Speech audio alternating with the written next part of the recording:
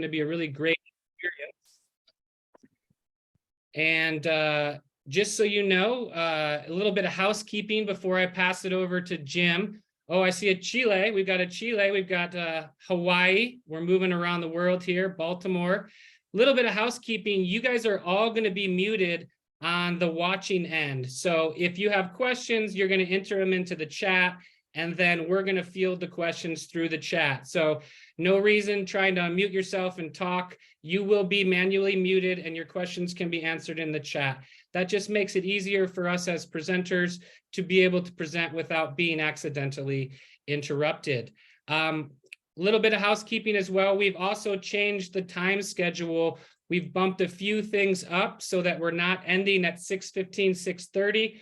We're actually ending at 4:15.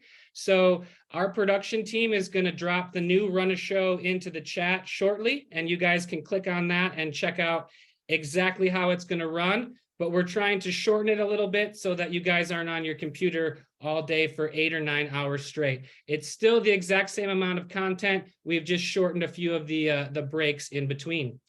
So as you can see, the new schedule is in the chat. 9:30 to 11 presentations, short break 11 to 15, 12:30 more presentations, and you can see we're closing by 4:15-ish.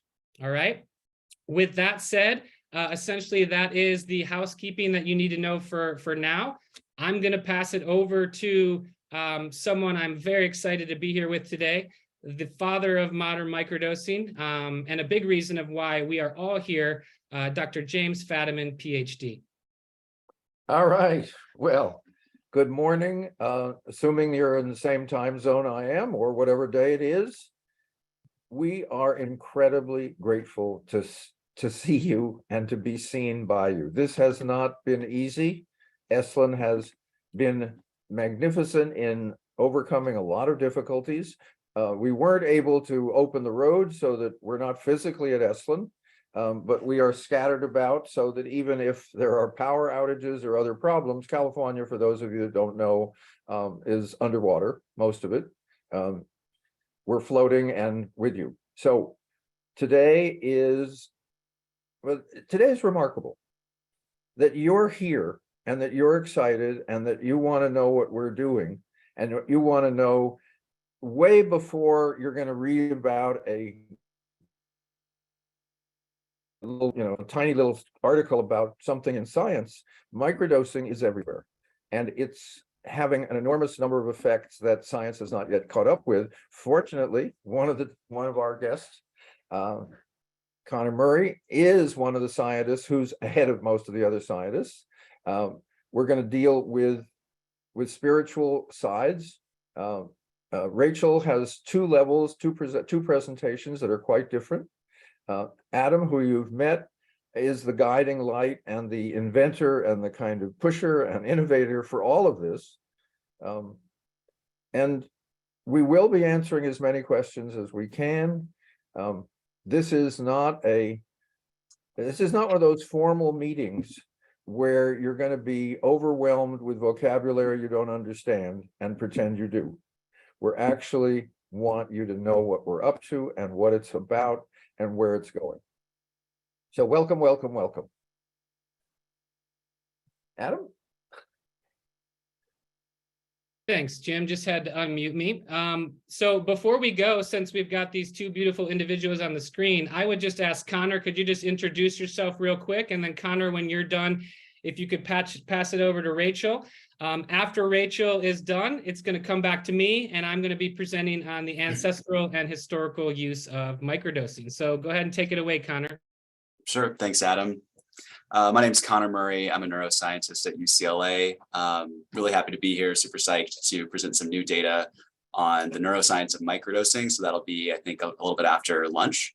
So, stick around, stay tuned for that. Okay, Rachael? Good morning. My name is Rachael Henrichsen. I'm an acupuncturist and integrative medicine practitioner, as well as a meditation teacher and a meditator, among other things. And I'm going to be leading a meditation practice, as well as talking to you about herbal stacking, as herbalism is one of my passions as well. So looking forward to spending the day with everyone. Now, let me just add one bit, which is what we've tried to do all day is focus on information that you haven't seen yet, that you don't know yet. A lot of you are very knowledgeable. A number of you are researchers. A number of you are coaches. So we've tried to this is the kind of leading edge in a lot of different areas of microdosing. So sit back. There'll be too much information, and that's the way we've intended it. But there'll be a lot of openings that you might be considering, and that's why the questions in the chat are fundamental to the day. Awesome. So thank you. And so with that, we're going to get into my first talk. So I'm going to go ahead and share my screen. Give me 1 second. Be patient as I get this all figured out. All right, here we go. Again, my name is Adam Bramlage. I'm the founder and CEO of Flow State Micro. We're a functional mushroom company and a microdosing education platform, all about safety and harm reduction. A little background on this talk. This talk is based off of a new book of mine that's coming out in September, where essentially I've spent the last 4 or 5 years tracing the ancestral and historical use of microdosing. When I got into the space 4 or 5 years ago, there wasn't a lot of, historical use that anyone was talking about or anyone could find. Obviously, we knew it had been used for thousands of years, but the last few years for me has been about doing a lot of reading and a lot of uncovering and trying to figure out the historical and ancestral use of microdosing. So welcome to the evolution of microdosing. First, I want to talk about animals, right? Long before Homo sapiens, animals were on this planet, and there is the idea of zoopharmacognosy. Zoopharmacognosy is a behavior of non-human animals to self-medicate, select, and ingest things like plants, soils, insects, and even psychedelic plants to prevent or reduce harm from harmful pathogens, toxins, or even certain kind of conditions and diseases. So long before Homo sapiens, animals have had a distinct knowledge of what plants to eat, what roots to eat, what fungi to eat. It's absolutely fascinating. And the idea was 100,000, 200,000 years ago, as man was coming onto the planet, we were well outnumbered by these animals. And so our first teachers were truly animals. It was why they were so sacred to us. It wasn't just the meat and maybe the mushrooms that grew in their dung, but it was also we could watch them and we could learn medically which plants to eat, which plants not to eat. So when looking at this slide in the lower right-hand corner, if you see the dancing goats and the dancing herder, this is the story of how coffee was discovered. This is zoopharmacognosy at its greatest, right? In AD 900, there was an Abyssinian farmer named Kaldi. Kaldi was watching his goats one day, and he noticed that the elder goats were eating the red berries of this bush he had never seen. The elder goats then became stimulated and were running faster than the younger goats. Kaldi the herder went and he ate the berry, and that is where coffee began. So the most popular stimulant in the world was gifted to us from a herder watching a goat. So you can see right there the direct lineage of coffee animals to humans. Now, the porcupine in the middle is said in the Bwiti tradition of Africa to have introduced them to iboga.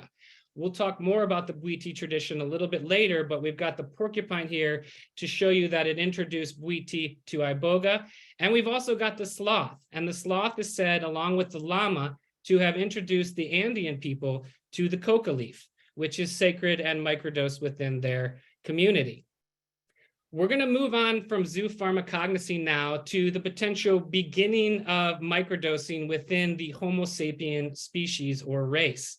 It was Terence McKenna and his book, Food of the Gods, back in 1992, that proposed human ancestors who lived in the Sierra Desert used low doses of psilocybin to enhance their perceptual acuity to be better hunters, right? So McKenna was the first to suggest that theory. Since then, a lot of different people have taken it up.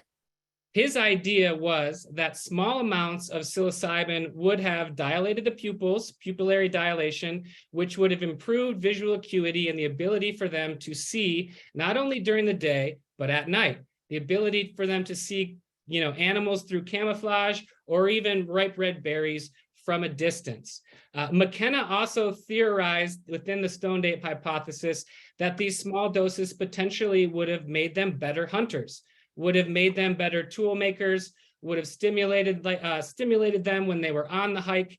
These are all things that we're going to see later on in my presentation are actively happening within ancient indigenous societies even today. Now, during that time, 100 to 2,000 years ago, 200,000 years ago, excuse me, you can see the brain of the Homo erectus doubled into the size of the Homo sapien. Now, the idea of the stoned ape hypothesis is that the consumption in large, small, and medium doses of psilocybin helped to the growth of that brain. Now, we really can't prove this. It's important to point out this is a hypothesis. We've got no real smoking gun of evidence. You know, we would really need to find an early Homo sapien jawbone with psilocybin in their dental calculus. I mean, that's the seriousness of evidence we would really need to prove out this hypothesis. So I want to point out to you, this is just a hypothesis, don't have any real evidence, but the idea would be, as we were coming out of the canopy, we would start tracking wild game, and that we would track them through the scat. And within the scat of this wild game in Africa grew the psilocybin variety, hence why we would eat it. I'd like to suggest today that it was probably a mixture of both. It was more us watching animals and what the animals were doing and following that, and then potentially also tracking and following them and finding mushrooms in their dung. Next slide. So now we're moving on to the first peoples of Australia. This is actually where I can find real evidence. And this is amazing because recent DNA genomic studies have shown that the first peoples of Australia actually came from Africa more than 50 to 75,000 years, made that transition through Asia into Australia. And up to 3,000 or 4,000 years ago, they were completely, they had never been visited by outside society. So completely unchanged, I should say, in their ways of life. About 300 or 400 years ago, there were two British explorers who noticed the use of the first peoples of Australia and a plant and a flower, which you see on the left, called paturi. Now, the paturi is datura, and the explorers noticed that the first peoples of Australia used it in small, non-psychedelic amounts to aid in hunting and to be able to hike for long distances. And they used it in extremely large amounts, smoking it, to be psychoactive. So what's amazing about these British explorers and their accounts is a few of them actually tried it. One of them was actually captured, had to hike a long distance. He used paturi in small doses to actually get through that entire experience. So again, these are the earliest known unchanged people that we really have on this planet today. They're a hunter-gatherer society, and they absolutely use this flower here that's a datura base to microdose and improve their hunting skills. Now, what's amazing in all the research that I did, I couldn't find any mention of mushroom use among the first peoples of Australia. There really is a question of if mushrooms grew in that climate or not. And this black and white picture in the middle is actually first people of Australia holding up a mushroom, right? So it's important to remember that their tradition is oral, nothing is written down. So just because the British explorers or they haven't told us about mushrooms doesn't mean that they're not actively potentially using them. So they obviously have a great vast knowledge of every bush, flower, fungi, and root within their certain environment. So the farthest I can trace it back to is the Aboriginals of Australia and the first peoples. Now you can see in the upper left-hand corner of this slide, this is them actually smoking paturi. This is them actually using the datura in a smoked fashion and in a psychedelic ceremony. So what I find so fascinating is 300 or 400 years ago, the British explorers did not even have a term for microdosing, but they delineated and they made it really clear that the first peoples used it in non-psychedelic doses to improve hunting. And then they also smoked it at later times in ceremony. So that is 50 to 75,000 years ago, potentially, of the Aboriginal use. The stoned ape being more in the 100,000 to 200,000 year time frame.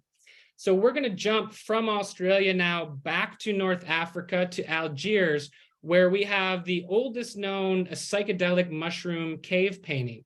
What's fascinating about this cave painting is it predates Christianity by more than 5,000 years, dates back to between 6 and 9,000 BCE. Again, written language was developed 3,300 BCE. So this is 4,000 years before we had a written language. So what we're painting on the walls of the caves are definitely going to be very important to our society, right? So at this time, 6 to 9,000 BCE, you can see that this cave painting is of a mushroom shaman. The US National Forest Service actually acknowledges that this is the oldest known cave painting of psilocybin variety. So nobody's trying to say those are portobello. They know that these are psychedelic mushrooms, and this is a psychedelic mushroom shaman. So the question is, why the bee head? Well, this right here could potentially be our first indication of microdosing and stacking, the use of honey to store psilocybin mushrooms for an extended period of time. Stored in honey, mushrooms can last 2,000 to 3,000 years sometimes.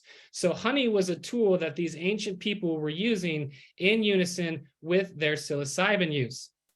While there's nothing carved into this painting that says they were microdosing, you might assume that they were going to try every single variety, right? The large dose experience, the medium dose, and the microdose. So it's very possible that microdosing can be traced back to these ancient paintings in Algiers and the importance of mushroom and shamanism. Again, this is 6,000 years before Christianity and most organized religions. Some people argue that this was the first religion, and it was a feminine-led matriarchal mushroom cult. So that is the Tassili mushroom shaman in the Algerian caves.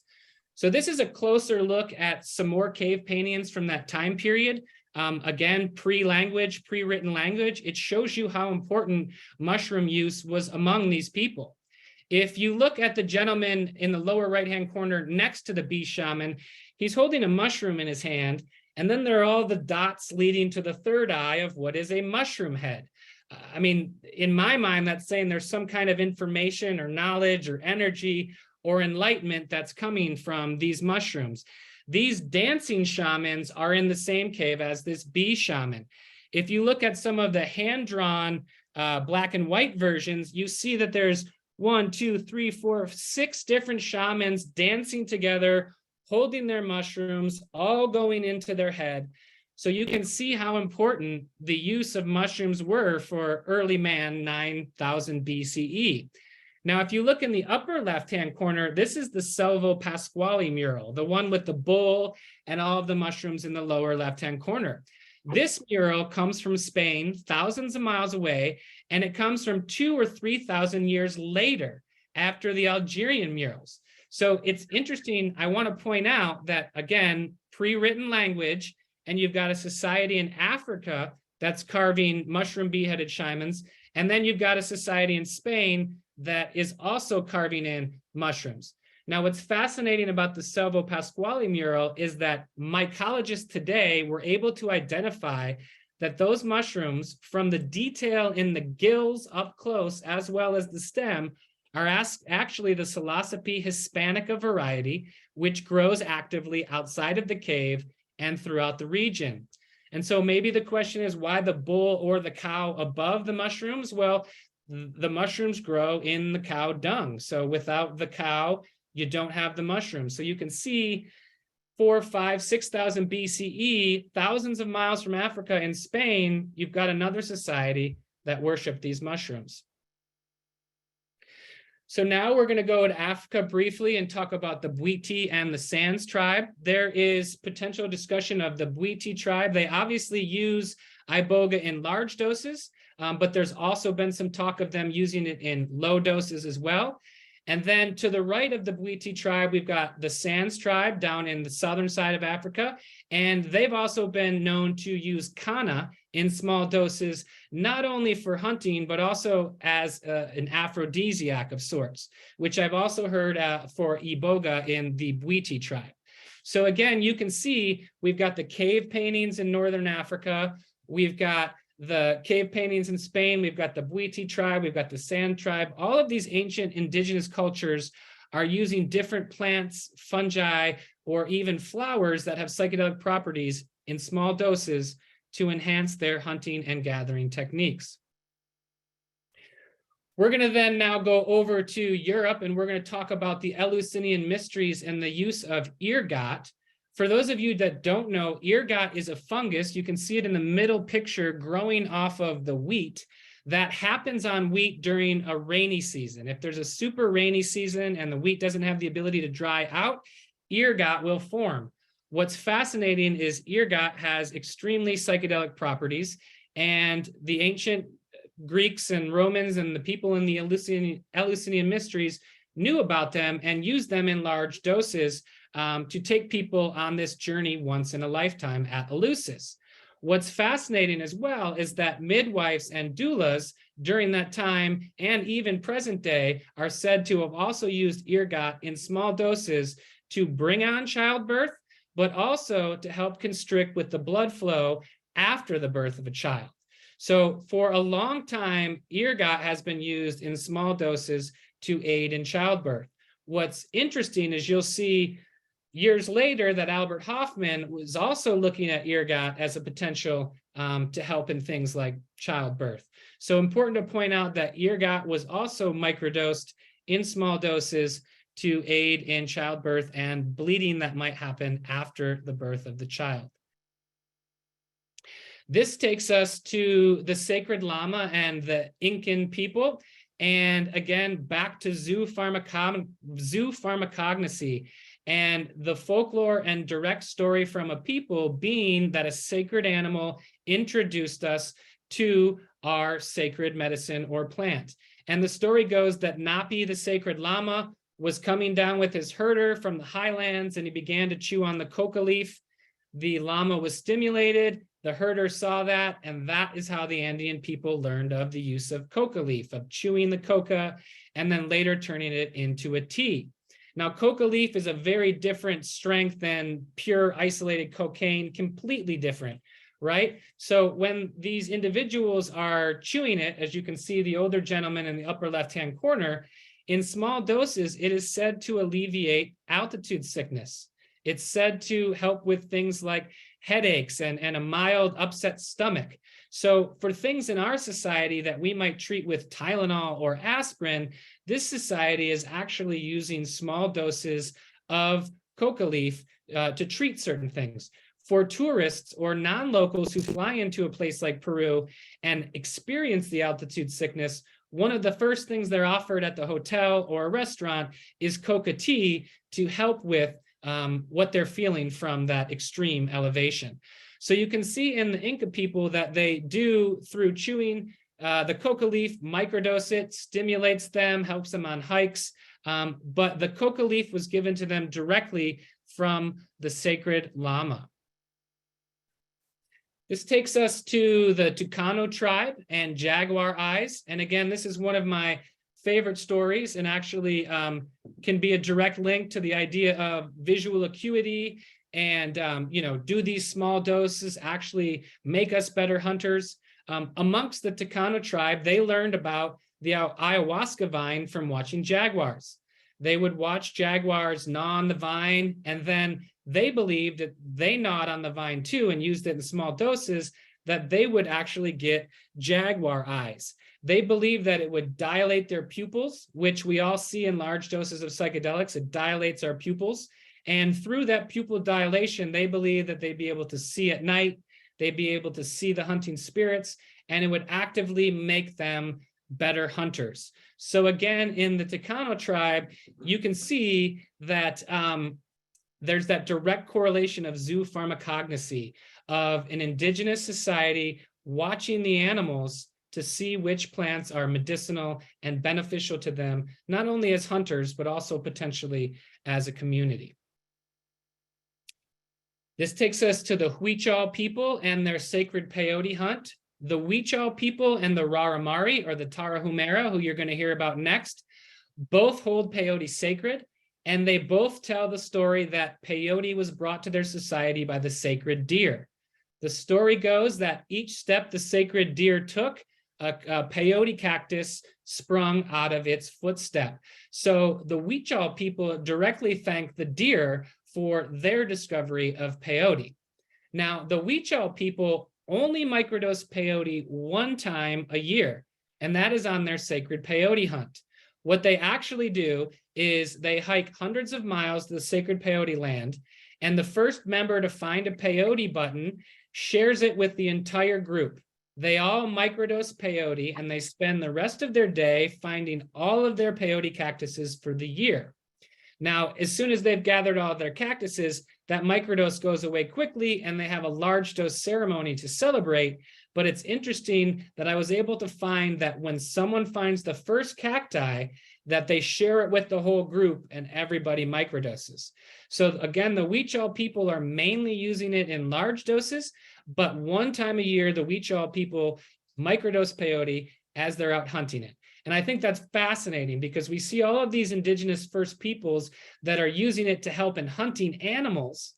And here with the Huichol people, we see them using it to help hunt the peyote itself, right? So that's absolutely fascinating for me. So from the Huichol, we go to the Raramari, and these people are hundreds of miles away from the Huichol. This group is unchanged since before pre-Columbian times. So, you know, the Spanish conquistadors did not get to them, did not change their ways.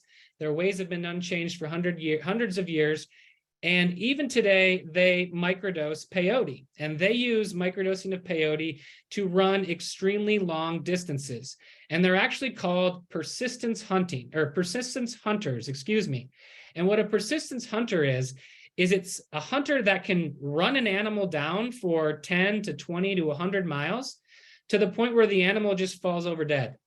They hunt with bow and arrow, but they actually don't even have to hit or wound the animal. They literally run the animals to death. And they are probably the best ultramarathon runners on the planet. Regularly, professional marathon runners go down there and challenge these people to races, and they lose time and time again. They're running on sandals that are made out of old tires that people throw out the window on the highway. They turn the rubber from the tires into their huaraches or their sandals. They tie around their ankle, and these people run for 100, 200 miles at a time. It's sacred to them. They play a game where they kick a ball through the mountains and they run for 10, 20 miles. So running is a way of life. But part of that running and that persistent hunting is at times the small dose use of peyote. And that is the Raramari or the Tarahumara. This takes us up to 1600s, and we've got Cortez in the middle here. And below him, we have some members of the Mazatec community. And in the upper left, we've got the Florentine Codex.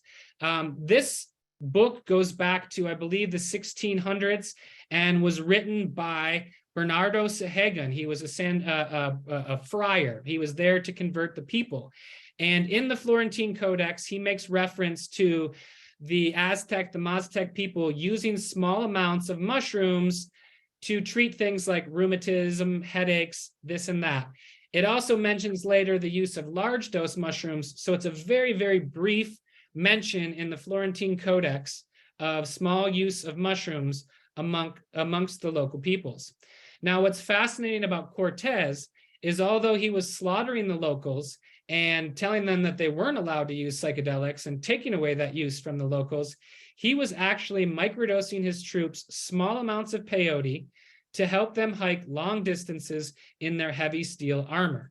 So as far back as the 1600s, Cortez had even picked up the small dose use of peyote from one of these indigenous tribes that he was conquering at the time. So we can trace that small dose use of mushrooms and peyote back as well to Cortez and the Florentine Codex. This brings us up to modern time and connects us to Maria Sabina, one of the most important people and forgotten people in the modern mushroom or psychedelic movement. Without Maria Sabina, we would not be here today talking about mushrooms. She reintroduced mushrooms to the white Western society through this wonderful woman to your left, Tina Wasson, and her husband, R. Gordon Wasson. Some people might be asking, why is R. Gordon Wasson on this slide? Why is he not on this slide? And it's because Tina really deserves the credit here. Tina grew up in Russia. She knew about mushrooms. She enjoyed mushrooms. She knew how to identify them. R. Gordon Wasson, upon seeing mushrooms on their honeymoon, was afraid of them, didn't like him. And it was actually Tina that was the mycologist and Tina that was the expert. And a lot of people don't talk about the first time that Maria Sabina gave R. Gordon Wasson mushrooms. Tina Wasson and her daughter Valentina, Tina Wasson and her daughter also had a large dose psychedelic experience. And what's interesting is Tina Wasson, way back, I believe this was in the 50s, mentioned that she thinks that large dose psilocybin therapy could be something used in the future for things like alcoholism and drug addiction. So a lot of times these two women are forgotten about, and we give all of the credit to R. Gordon Wasson and maybe Albert Hofmann, but it's really important to point out, without these two women, we wouldn't know what we know about mushrooms. We wouldn't be as far along into studying psilocybin in therapy settings as we would if it wasn't for Tina Wasson and Maria Sabina. This bumps us up to 1943 and Albert Hofmann, who synthesized LSD from ergot, which was that fungus I showed you earlier that grows on wheat.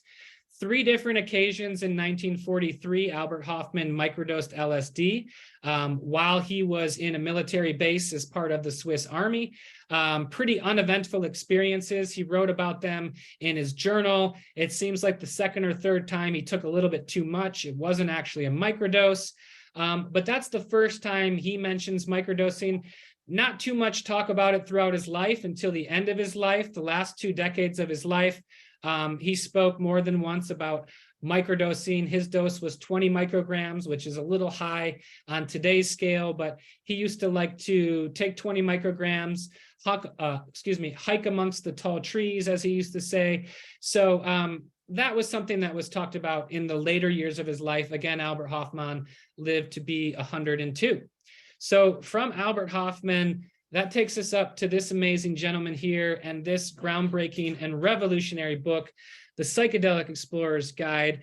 This was the first book written that was really a guide for people that wanted to, support people on large dose psychedelic journeys.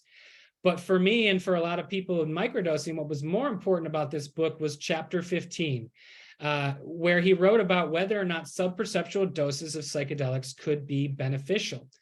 What Dr. Fadiman did with the launch of this book is he actively birthed and started the modern microdosing movement. While it's important to note there were definitely people who were microdosing, Dr. Fadiman with this book gave people a home and somebody to report to.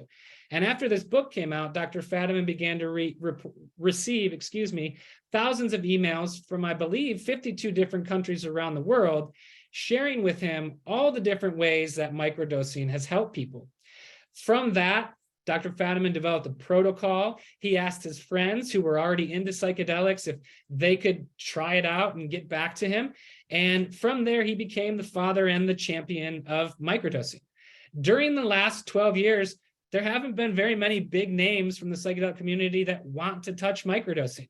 There's people that want to say it's placebo. There's people that say you're not man enough to take the large dose. But all along this last decade, Dr. Fadiman's been here lecturing, sharing stories, getting on Zooms with us. So I'm honored in my life to work with him, to work alongside him. And it's such a blessing to be with him here today, for you guys to get to hear firsthand from him about the beginnings of this modern movement, how he fell into it, what everybody was telling him. So I can't get across enough to you guys how important this man right here is to the modern microdosing movement. This again, James Fadiman, PhD. From Jim Fadiman, we're going to move up to modern day 2023, I think we're in now, and Paul Stamets, mycologist. Next to Jim Fadiman in the modern day movement, he's probably the biggest name. He's spoken outwardly about it on Joe Rogan podcast, which helped. But Paul was kind of the first person publicly with a big enough presence to talk about stacking. And he's come up with the Stamets stack, which is the combination of lion's mane, psilocybin, and niacin. He added lion's mane because he believes it improves neuroplasticity, neurogenesis, which is something that's been proven in rat studies. He believes the niacin helps to, as he says, get the psilocybin out to the tips of the toes and the tips of the fingers.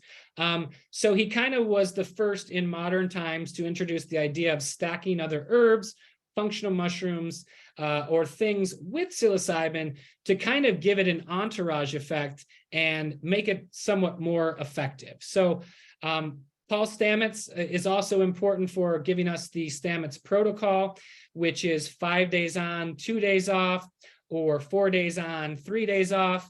You know, that was the other big give back of Jim Fadiman, was he also set out the first protocol, right? People didn't know, do I take this 7 days a week? Do I take this a month? Do I take it every day in the morning and the afternoon? So what Jim did that was so important is he laid out a protocol. He said, if you're a healthy, normal individual, then here's what you do. You take it the first day, you take the second day off, or you take the first day off, you take the second day off, and then you dose again on that third day. So that Fadiman protocol was so important to give people an actual framework as to how they should successively dose with microdosing. So again, Paul Stamets as well, Stamets protocol. He is also responsible for the microdose.me study and quantified citizen, which has released a couple different papers, I think, through Nature.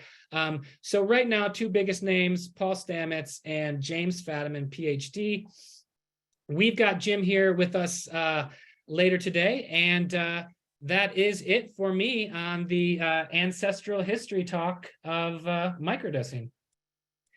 So now what I'm going to do is I am going to switch over to question and answers.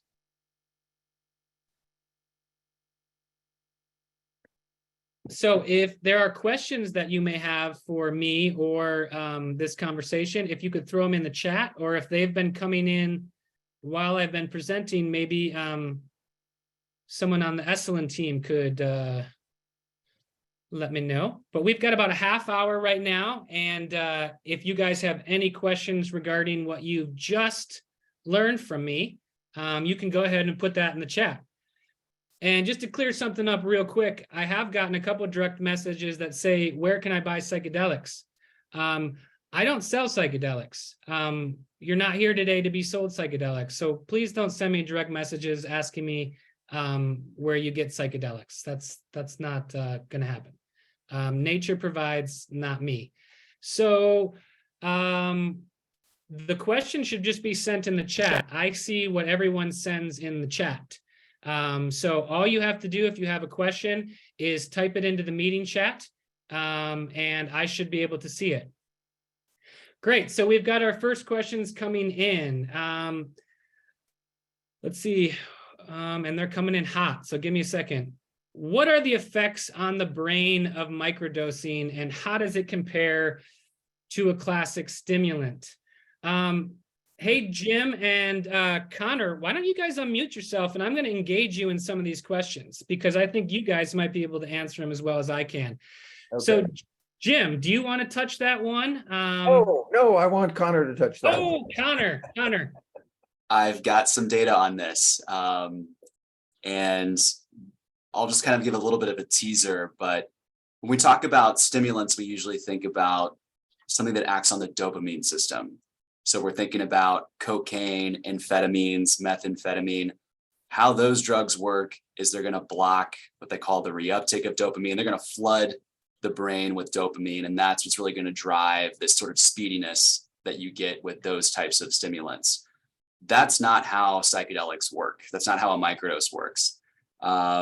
Yes, LSD also acts a little bit on dopamine receptors, but primarily we're acting on the serotonin system when we're acting with psychedelics. Psilocybin is much more clean in terms of acting more on those serotonin receptors, specifically 5-HT2A. What's really cool about that is, serotonin we think about more as being a mood-related type of neuromodulator, but It also is affecting this GO transmitter glutamate, which is kind of the opposite of an inhibitory transmitter GABA, which alcohol acts on. So what's really cool about understanding pharmacology and different substances is you really get to sort of map out the brain and see how you can compare these different types of experiences through how they're acting in terms of their pharmacology. So psychedelics, although they may be mood lifting and have sort of stimulant-like properties, particularly at some of these smaller doses, they're acting through a completely different mechanism. And what you'll see in the brain is that there are differences in terms of their network activities, differences in terms of the neurophysiology, really cool differences in terms of brain waves, which I'll get into. So I'll share some data on that, but that's just a little kind of teaser for that. Okay, so I think the summary answer is they're extraordinarily different. And I think another way of saying it is psychedelics make the whole system feel better. Conventional stimulants activate certain systems so that some of you, for instance, know what it's like to take too much coffee is not the same as when you take too much LSD. So you can get an internal sense of, oh my God, I had too much coffee. I am speeding. I don't feel good. I'm getting anxious, and I won't discuss what LSD is for. Okay. And a final point about that is that's also why there's not the abuse potential that you get with those stimulant drugs. You know, people are addicted to methamphetamine, cocaine. Here you have something that actually can be the cure for that type of addiction. It's something that just from one single use can totally affect the plasticity in the brain. And I'll talk about that as well. Man, I am so glad I've got Connor and Jim here because you would have got a different answer from me and it wouldn't have been as good as Connor's and Jim's. So thank you guys for that. I really appreciate that. Next question, how do we learn more about the research and efficacy as well as any drawbacks? I am new to the subject, want to know more about the research and science. That's why Connor's here. He's going to be presenting a little while later all about his research. So hang tight with us there. So question, will you spend time today on actual dose amounts and scheduling days on and days off? Yes, Jim and I will briefly touch on all of that this afternoon when we talk more about best practices and stuff like that. So we will drop into that a little bit later. Did you want to say anything about that, Jim? Yeah, we're going to talk about it briefly. It's out there in lots of, and basically the popular press has done a pretty good job of suggesting what dose levels are and so forth. It's not, fortunately, it's not even science. It's not even, let alone rocket science. It's kind of a certain amount of common sense, and we have thousands and thousands of people who've done it. Keep in mind, these are very safe substances in high doses. They're super safe substances in microdoses. Okay, awesome. Thank you. Next question. So the cave pictures showed mushrooms related to the head. I guess we assume that these early people somehow knew the mind was in their head. Yeah, I would think they might know the mind was in their head. So the mushrooms on the bee shaman were sprouting out of the body too, as well as in the hand. So I definitely think mushrooms were important to the early people. What are the effects on the brain? We did that one. Can you explain more about the difference between Fadiman's protocol and Stamets protocol? 4 days on, 2 days off, compared to 2 times a week. We'll talk a little bit about the protocols later. You know, it's just a difference in preference as far as what your intention, what your need, what you're looking for. So again, we'll get into that a little bit deeper. Explain niacin, flushing and non-flushing. Jim, you want to talk about niacin at all? Not much, but I will. Flushing niacin means you are feeling the fact of your capillaries literally expanding and blood flowing more easily. Non-flushing niacin doesn't have that effect. And what Paul is talking about is flushing niacin. The point of flushing niacin is to get the substances into every cell of the body quickly and efficiently. Sorry, I know niacin that doesn't flush feels better, but it also doesn't work the same way. Okay, awesome. And I'd just like to say that some people love niacin and some people want nothing to do with niacin. So while Stamets is all about niacin, The stack or the blend that I prefer or use does not have niacin. So again, niacin is a personal choice, much like a protocol is a personal choice. Everybody wants to know what's the best protocol. Well, it depends on who the unique person is that we're dealing with, what their needs and intentions are. So we'll talk about that a little bit later. Jim, do you know anything about diminishing returns over time with prolonged microdosing? I assume the question was, do you have diminishing returns? And the answer is, if it's effective and you're using it in a particular way, say to heal some part of you or to shift some mental attitude, when that is achieved, yes. It's kind of once you've gotten to the top of the mountain, is there diminishing returns and climbing higher? And the answer is absolutely. The goal of microdosing is to take less and to eventually not use it. And that's what I see in the people that I coach, is the longer that they're microdosing, the less that it's needed. It's the opposite of a Western pharmaceutical model where you're taking this for 7 days a week for the rest of your life. And that's why days off are built into all of the most famous protocols, is because if you misuse it and take it 7 days a week, it's not going to be effective. So what is the current status, legality of microdosing? It's not legal. It's not fully legal. Remember, in the United States, you are not allowed, and jail time is available for taking substances that have enormous healing properties. Other countries are slowly unwinding from the United States, pushing that as an international treaty. And as we all know, and why we're here today, is to look at both what's its uses, and also we're finding, state by state. Oregon has made it legal in certain ways. Colorado has made it legal in certain ways. There are decriminalization bills in, I think, 7 more states. We're moving away from the kind of blunt notion of, if it's a psychedelic, something must be bad.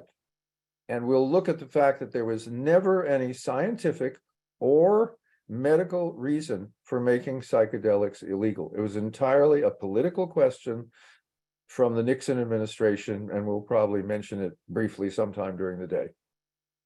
And yes, it is still illegal, and yes, you can, people do get arrested and so forth. Okay, so how can you transition from pharmaceuticals to microdosing for anxiety and depression? So the transition and the tapering and the weaning of pharmaceuticals and microdosing, that's very serious business. That's, I can't explain that to you in less than probably 15 to 30 minutes. And it's not something that I feel safe telling you quickly how it's done. So my suggestion to you, if you're interested in transitioning off pharmaceuticals with the help of microdosing, is that you engage somebody like myself offline, who is a coach, who has done it, and who can work with you one-on-one, specifically in regards to your needs, your intentions, and your medications. So while there has been great success in my work with helping people, it's just too much information for me to give you in a short answer right now. Jim, do you want to say anything about that? It's a very common use. It helps people taper off pharmaceuticals that either are no longer working and you can't stop using them. That's one of the main uses that we found. And again, it's an individual, it's very individual. I've known people who've tapered off in 2 weeks, and I've known people who've tapered off in 6 months. You have to know what you're doing and have somebody with you who knows what they're doing. So kind of just what Adam said. I just said it. Yeah. Different. And so someone else is asking now, what is the effect with SSRIs? And again, all we're dealing with are citizen science reports. There's no clinical trials on contraindications or anything like that.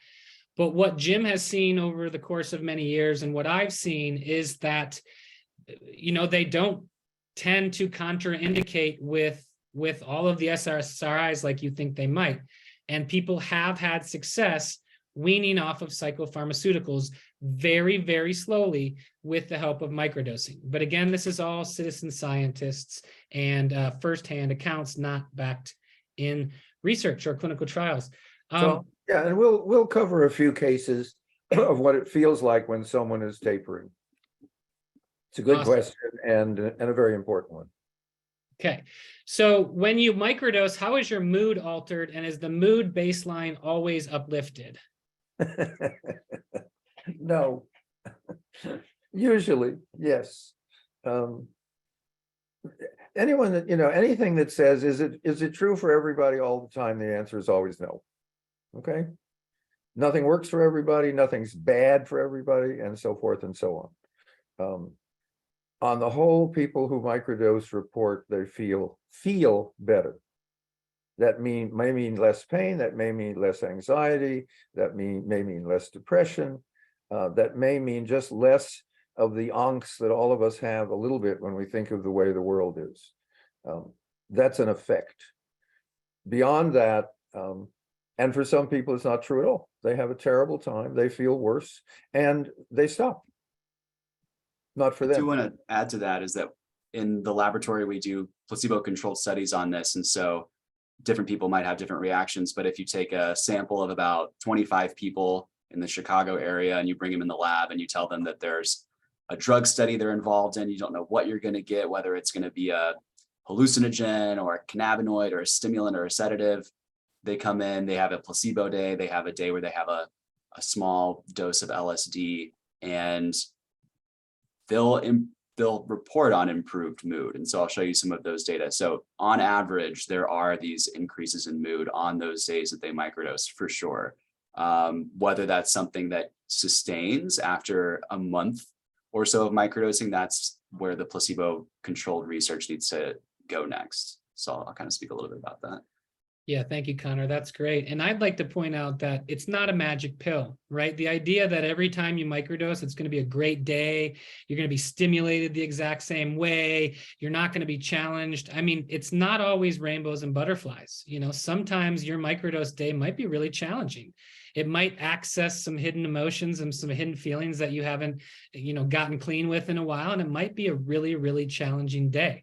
So I want to make sure that everybody doesn't think that microdosing means every time you microdose, it's the greatest day on earth. It depends on, potentially what's going on in your life. So some days might be great. I get reports from people that are like, I'm excessively tired today and I slept all day. So again, it's not magic. It's not a magic pill. So let's be really, really clear about that. Let's see, can microdosing of psilocybin be done when taking cimetropam for migraine?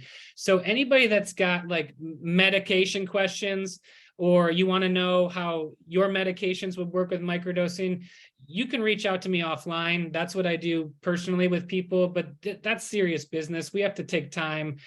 We can't okay your medications in the chat today. So moving on, will you talk about macrodosing's impact on neurogenesis and the aging brain? Anybody? Macrodosing, you mean high doses? Yeah.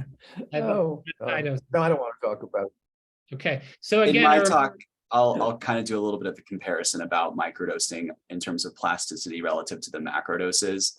I don't know about the aging brain, but we are actually, this is in collaboration with Jim here, going to take a look at roundworms, these tiny little microscopic worms called C. elegans. And what's great about those guys is that they have very quick lifespans. So just in a couple of weeks, you can actually study how something like psilocybin, if you throw it in the dish, is going to change their aging process. So the hypothesis is that if we give them a synthetic psilocybin compound relative to like a full body extract psilocybin, how might there be differences, with some of these other alkaloids and things in terms of any potential improvements that it might have in their motility as they age, their lifespan as they age. But it's going to be a huge study. We're going to actually kind of do like a toxicology study with psilocybin, which hasn't been done before. Usually this is something you do when you create a new drug. Obviously, psilocybin's been around in nature forever, so people haven't done that sort of early work. So we're kind of excited to take a look at that. I think that's really going to help inform these questions about aging and the aging brain and these model systems. So we will soon be able to advise any of you who are actually roundworms whether this is advisable. And we may extrapolate that to human beings, but that's one of the wonderful things about science. It'll take a long time for that to happen, but we'll give you some uninformed opinion pretty soon once we get the data. Exactly. Awesome, thank you. Next question, any evidence of plant use in more Northern Hemisphere indigenous people, Alaska, Scandinavia, or is it only in the more southern regions? There's definitely some indigenous use in the Northern Hemisphere as well as the Scandinavian area. And this question brings up the fact that my presentation was what I found, but it's definitely not everything, right? There's probably things I missed, probably societies that I didn't cover. I had to fit 200,000 years in 45 minutes.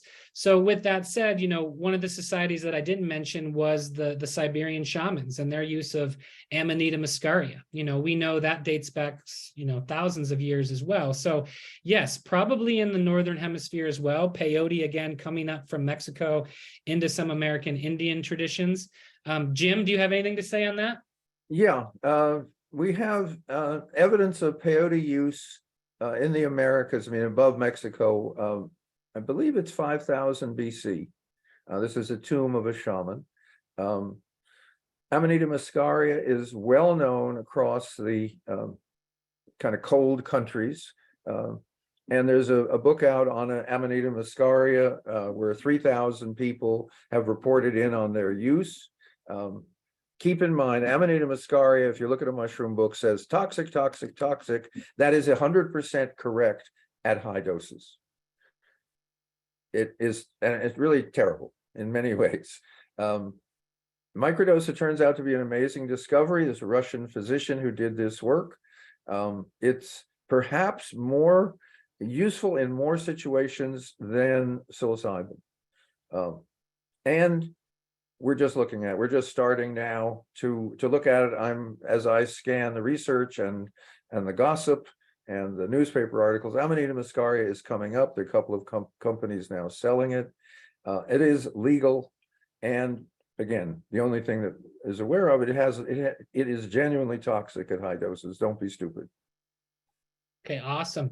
Next question. Have you done studies about the different mushroom strains and their impact on microdosing? I'll answer that quickly. No, there's no studies on that to date. Right.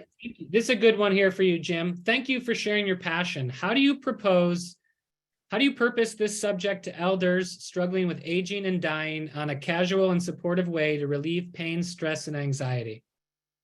Well, you actually answered it beautifully. You do it casually and comment on pain, stress, and anxiety. I was just talking to someone who's actually listening, hi there, last night. And we're talking about a friend, we're talking about people who benefited after having a stroke. They don't recover and sing and dance, but they improve after all Western medicine has said you're not going to improve anymore. So if you say something like that, for those of us who are personally familiar with aging, it's rather easy to get their attention. That's a great question. And I work with a lot of people between 70 and 80, and they've seen great benefit and relief to adding microdosing to their life. So that's a great question. Thank you for that.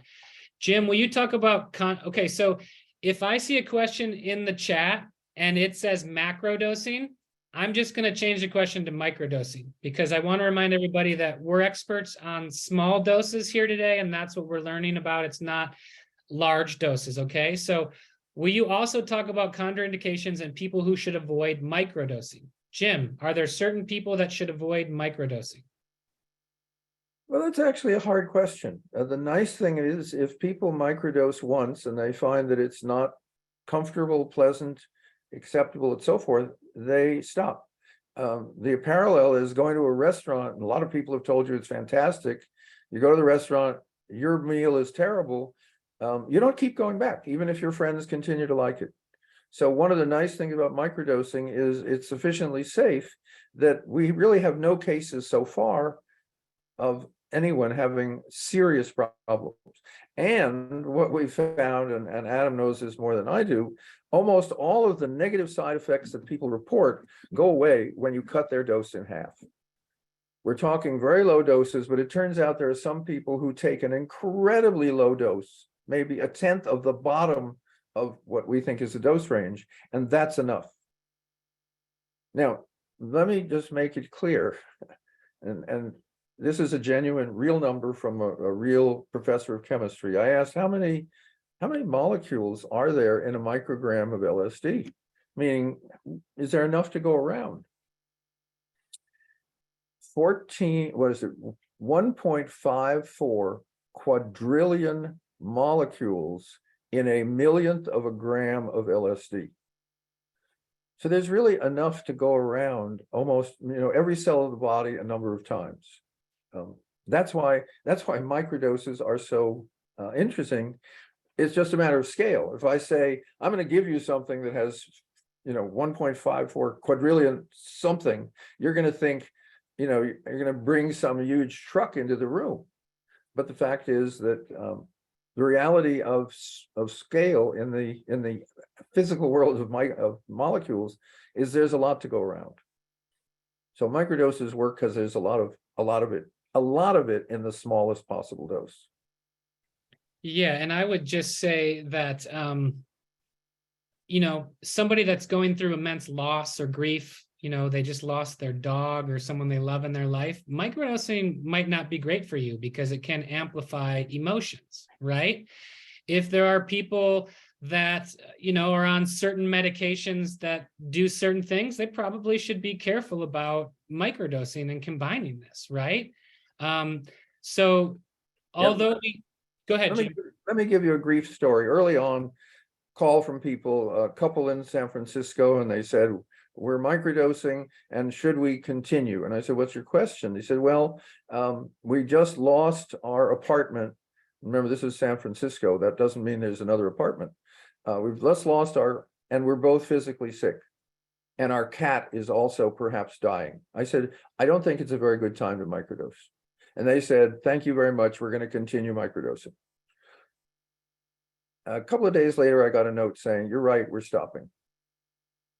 Real cases to me, are much more helpful in understanding what people mean by grief or upset, or you're in just a bad external situation. Yeah, that's great. And then in regards to anxiety as well, people that have intense anxiety have sometimes reported that microdosing enhances that anxiety. What I've found is that it's really a lot of the times, like Jim said, having to do with the dose. These people that are experiencing heightened anxiety are taking too much of the substance. Once we cut their dose from 100 milligrams to 50 or something like that, then there's a reduction of anxiety. So what I like to say is you use anxiety as your indicator into finding what your sweet spot dose is.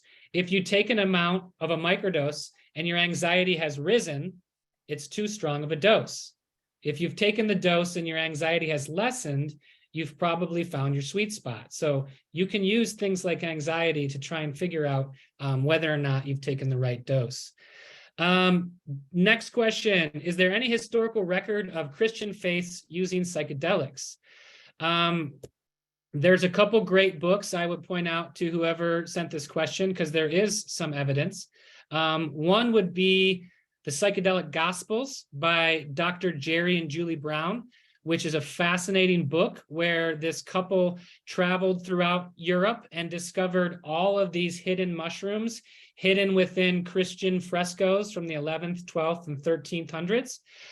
You can actually see ancient paintings of Jesus at the Last Supper with psilocybin mushrooms hidden in the hems of all of the disciples, as well as certain frescoes of Jesus coming into, I'm not sure if it's Jerusalem. It was Palm Sunday when they were laying the palms, but in these frescoes, instead of laying palms, they're handing him psilocybin mushrooms and they're laying mushrooms. So I would really check out the Psychedelic Gospels. It's a fascinating book. It blew my mind. And then if you're really into it, check out, I think it's called The Sacred Mushroom and the Cross by John D. Allegro. And this gentleman was the world's leading expert on ancient languages. They brought him in to translate the Dead Sea Scrolls, and then they asked him to translate the ancient Bible writings. And what he came back to say was that, Jesus was a mushroom. It was a mushroom cult. And a lot of these things, even the cross, the symbol of the cross, was based off of initially the symbol of a mushroom. So if you're interested in the early potential use of psychedelics in Christianity, I would check out Sacred Mushroom and the Cross, the Psychedelic Gospels, and I'm going to pass it over to Jim. There's not much else to say. I'm not a fan of John Allegro, probably because there's a lot of other writings at the same time of Jesus being an actual historical figure. However, early Christians called each other saints, and they did use anointing oil, which was also used before you could become a rabbi. And anointing oil, the mixture that I know from other sources, it's not anointing your forehead, the size of a quarter. It's covering the whole body with oil. And it turns out that particular oil does have psychoactive properties. So early Christians may indeed have seen themselves as saints because they have had an experience of actually experiencing divinity. Amazing. Thank you, Jim. I'm going to put this one out to Connor. Connor, what's been the biggest jaw-dropping moment in your investigation and research into microdosing for you? Wow, there kind of have been several, but I guess the big initial one was finding that in the brain, what you see from microdoses kind of mimics what you see from the large doses. So it suggests that maybe you don't need these super heavy doses. Maybe just taking microdosing, a microdosing protocol can do the same thing in terms of the neurotherapeutic effects. So that was really interesting to me. But there are a lot of other, fun things. I'm also just putting in the chat real quick that, as I mentioned before, these drugs act on the serotonin system. So 5-HT2A receptors particularly are mediating that subjective experience of psychedelics, but there's also a 5-HT2B receptor. So a lot of researchers are just kind of putting the word out there that 5-HT2B receptors, when they're activated, they can have some influence in terms of valvular heart disease. So it's just something to keep in mind if you happen to have any sort of genetic predisposition for some sort of cardiac valvular heart disease specifically, maybe repeated activation of 5-HT2B receptors might not be such a great idea. So it's just something to kind of, send out in terms of that question of, are there other, contraindications? It's not just about psychiatric, it's also about potentially, more heart-related things. Awesome, thank you. Jim or Connor, either one of you, can you touch on the perspective that microdosing might be placebo? Do you think this is coming up because it's difficult to measure the efficacy? Where do you think the placebo argument comes from? Oh my. It comes from people who are able to design experiments that show very little effect from microdosing. It's not easy to design such an experiment. And the word placebo, which is actually means your natural healing response, is of course true with every medication you take, even ones that are not good for you. The feeling that you're going to get benefit is called expectation. And when you're microdosing, you're obviously assuming some benefit, and therefore your natural benefit assumption system is in operation. One of the things that Connor will discuss is there are what are called double-blind placebo, double-blind studies to try and separate drug effect out from drug plus human being effect. When I talk a little later in the day about some of the people who have been, whose major physical or mental condition has been massively changed after endless other therapeutic interventions, it makes the question of individual placebo not very interesting. Yeah, yeah, Connor. Sorry. I was just going to mention that a lot of the buzz around it's a placebo effect is really just from like one or two papers that, as Jim was saying, it's really hard to design these types of studies. You really need to have a clinical trial, like a phase 3 clinical trial, like you would do anything else. And just because of, where we are right now, as far as regulation is concerned, there just hasn't been that type of rigorous study. So until we have a really good rigorous study, I think the jury's still out on those kinds of things. But certainly when you give people microdoses in the lab, there are absolutely effects on the brain. So it's really hard to imagine that is not something that you would see over time that could be beneficial for folks. As Jim was saying, people who are sort of at the bottom of the mountain who need to kind of climb up to the top. I think people who have the most to benefit from microdosing, who have brains that are, in cases that are, related to whether it's PTSD or addiction or depression, those are parts of the brains that can kind of be turned back on that are missing. And so I'm really excited to kind of do some of this research to see exactly how the brain's being changed over time. And I'll end my talk with some studies that we're doing now to take a look at exactly that. Amazing. Amazing. Okay, we've got about 15 minutes left in this Q&A section. I've got 95 questions or questions below. So I want you to know, I'm not going to get to all of these right now, but we will try and get to all of them in the afternoon Q&A after Jim speaks. So we're going to try to get all your questions, and we might move through some of them quicker just to save time. So next one, can you talk about recommended strains to microdose and also about the use of wild harvested strains? No, that would take a lot more time. What I would say quickly is do not microdose the penis envy variety or any mushroom that has the word penis in it, or envy, albino penis envy, anything of that variety means it's super strong and it's super potent, and it's very hard to microdose. Somebody gave me a penis envy microdose one time, and it sent me off on a full dose experience that was very, very scary, even for somebody like myself.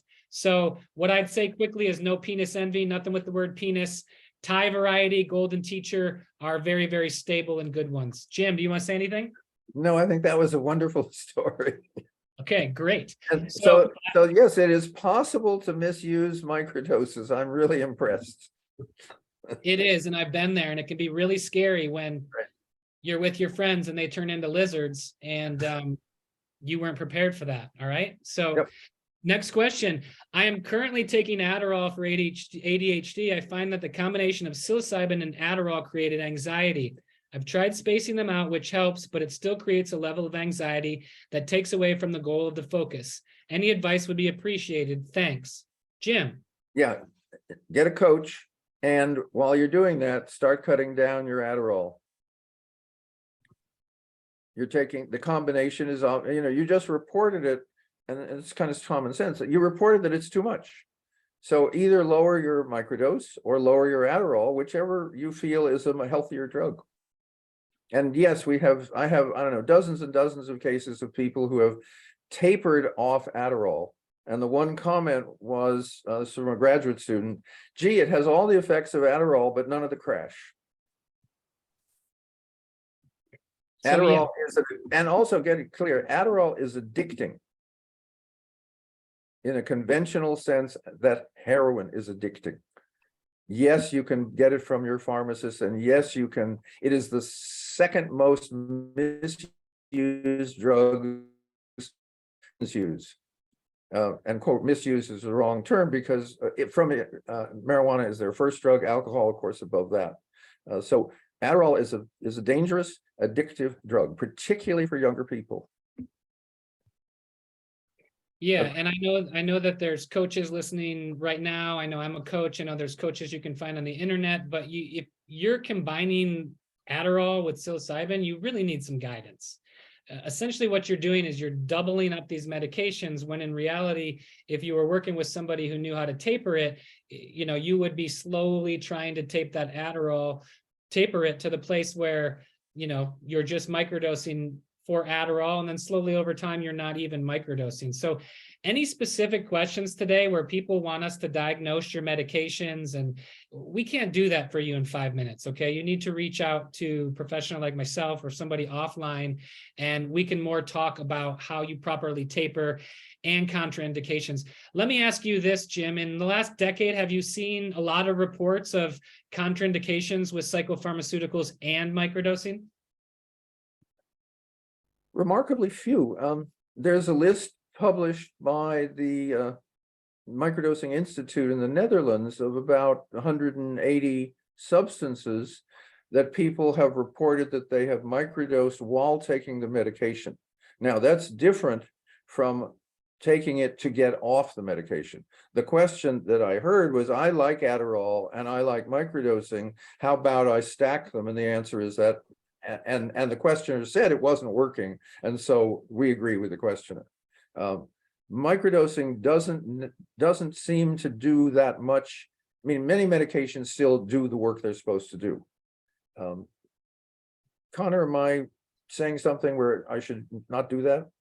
No, I think that all sounds good. And I think it sort of leads into this thought that you probably also share, which is that I think these mushrooms and microdoses, psilocybin, and maybe more broadly psychedelics, are kind of like cleansing, right? They sort of help with mental hygiene. And so, you know, I think naturally people want to get away from the Adderall they're taking or the pharmaceutical or even coffee. And so I think there's going to be a natural shift where when you're taking these microdoses, you don't really feel like you want to eat the same way, or your habits are going to shift a little bit. And I think that's related to this mental hygiene, and the microdose is almost acting like a soap in that sense to me. And so it's a little bit different to me. It's interesting difference from all these other substances that we kind of think of as being dirty and I'm not clean. Microdosing to me seems to be like a soap that assists in that cleansing process. But let me actually give you the data, which is fascinating to us, because we had a couple of years we asked people to report in, and then at the end of a month of microdosing, for whatever their reasons, we said, look back and tell us what else we missed. And what people said is, oh my goodness, I didn't intend to do this at all, but I notice I am smoking less pot, I am drinking less, I am having less coffee, none of it intentionally. And what you're looking at those three substances, you take them when you want to change your state of consciousness. If your state of consciousness is one you happen to like, you find less need for these change agents. So that people also eat a more healthy diet. Again, not intended. And that's, of course, fascinating when you're giving something. What you really like to find out is not what you're testing for and they know, but what is unintended. And it looks like microdosing indeed cleanses the system, and a healthy system needs less, stimulants, relaxants, euphoriants, whatever. Right? yeah, totally. That's all right. That's my hypothesis, and that's what the preliminary data are indicating. Yeah. Awesome. Thanks, guys. Next question. David E. Nichols has discussed the potential for LSD to have affinity at particular serotonin receptors found in heart tissue, potentially posing risk for long-term microdosing of LSD. Connor or Jim, what is known about these off-target effects, and is this affinity unique to LSD? Okay, let me do the first part. We have no evidence ever from high doses for people who've taken high doses for 50 years or microdoses that there has ever been any heart effect. That doesn't mean there isn't a possibility. Yeah, and then just adding on that, that's what I shared in the chat. Is that the 5-HT2B receptor is a known target of psilocybin and psychedelics, and the 5-HT2B receptor is known to be associated with this valvular heart disease. So even though there's been no direct finding or relationship between people developing some sort of heart disease because of microdosing or anything like that, it's just logically, it's kind of like this could be a problem. I think that's what the question was asking about. So it's just something to keep in mind. It's specific, I think, to this valvular heart disease. I'm definitely not, like a cardiac doctor or anything, but when you think about these potential, who is not suited for this, that's definitely one of those things that comes up. It's just, trying to kind of be careful with respect to that potential. And the other part of the question is, are there other substances? The reason David Nichols kind of got onto this is there was a substance called fen-phen. It was a diet pill, and the amount you took of the substance ephedrine that was a problem was about 1,000 times what a microdose is. You took it every day for a number of months, and a number of people had what was called then a rare heart condition caused by this. The federal government took it off the market. That's where we get the notion that even though we're talking microdoses, thousands of a dose from this higher dose and you don't take it every day, that's where this comes from. So yes, there are definitely substances that have been out there that have affected people's hearts. As I said, so far, and we're talking, not, there was a comment from Adam about 52 countries. That was an overstatement. We only found it from 51 countries. But microdose.me has it from 80 countries. And so far, no evidence so far that it's a problem. So if it feels like it's not ideal for you, then absolutely microdosing is not for you. But we don't have any evidence to support that yet. Awesome. Thank you, guys. My family is willing to do a 30-day trial, but not very intentional. How does the lack of intention impact a 30-day trial? That's a question that you need to really drop into with the coach offline. But yeah, intention is important, right? This isn't a magic pill. You need to be educated on how to use it. You need to be educated on dosages. You need to be educated on protocols. And I know you all want us to diagnose you in the chat, but it takes so much more information than that. We can't diagnose you from the chat. We can't tell you how it's going to work. You have to work with somebody personally on the side who's going to really take the time to drop into that with you. So again, next few questions say, I have persistent depression. Can it replace Effexor or Wellbutrin?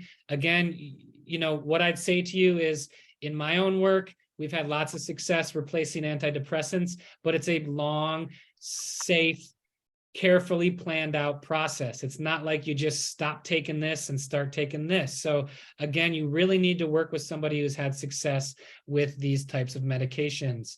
Yeah, let me give you a case. This is a personal friend of mine, and he said, I'd love to get off antidepressants. Do you have any advice? Would microdosing help? I said, go to your physician, get on a tapering schedule, and then add microdosing and see what happens. He said, well, I'm on 2 different antidepressants. I said, go to your physician. Physician's first comment was, well, let me switch one of those out because the one you're on is so addictive that it's very, very hard to get off it. Okay. So he gets now on 2 antidepressants. He starts microdosing. He starts tapering one of the antidepressants. 6 months later, he is off both antidepressants with the help of his physician. And what he says is, this is a very awkward time in my life. I have all my emotions back, and I haven't had them for 31 years. And then he goes on to say some incidents that occurred, feeling a full emotional deck again.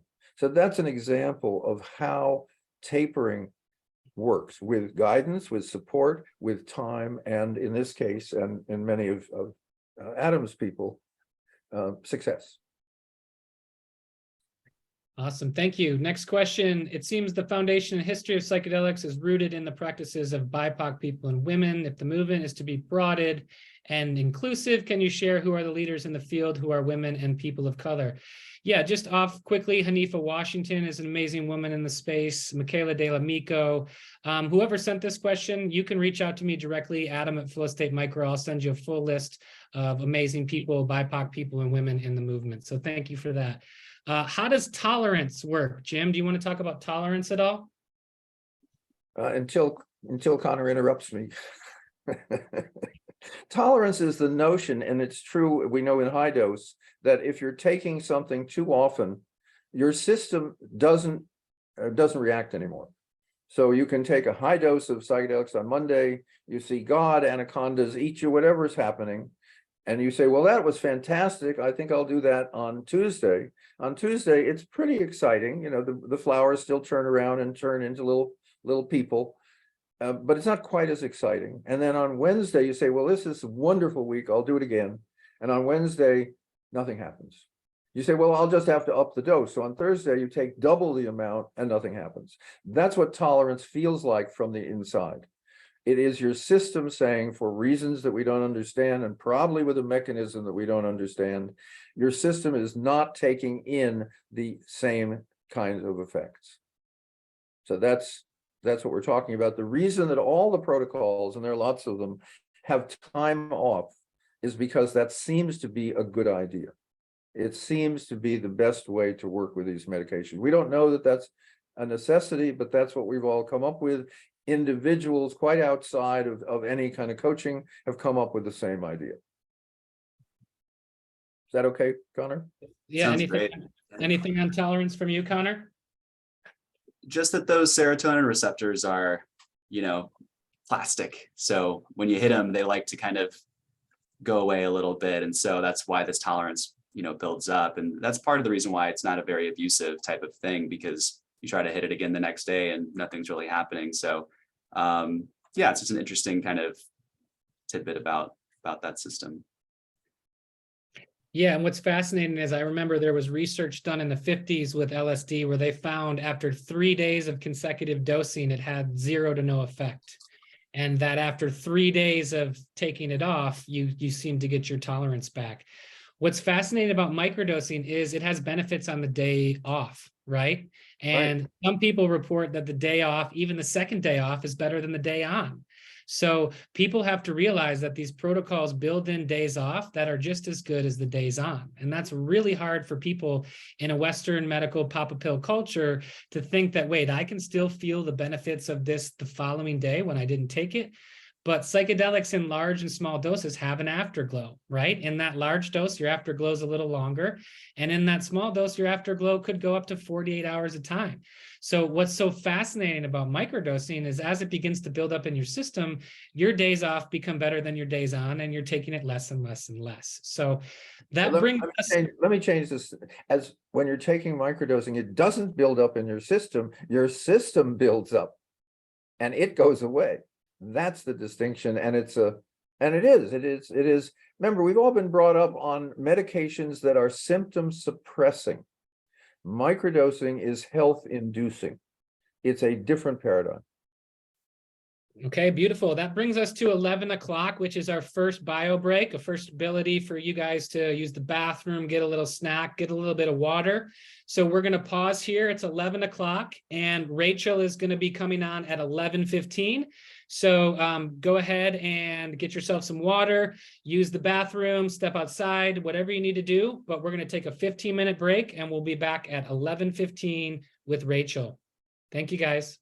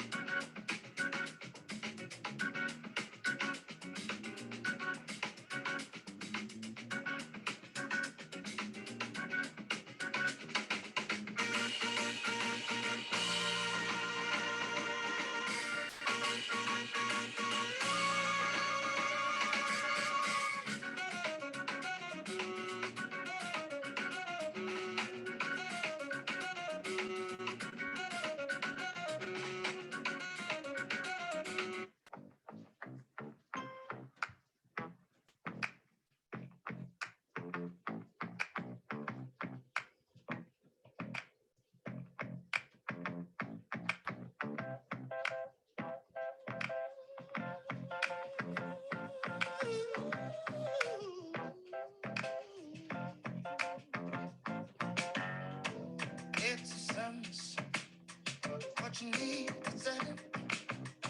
Sometimes I write a little song so you don't forget it. Sometimes I write a little song to remember the lyrics. I go sing, well, that's close to my heart. I go 1, 6, 1, 2, start Aquarian for Taurus. Check on the box. Ooh, focus. Pretty flat, Donnie Hathaway. Frank Sinatra. Sick, ain't well. That's close to my heart. I go 1, 6, 1, 2, stop. Sick, ain't well. That's close to my heart. I go 1, 6, 1, 2, stop. Go.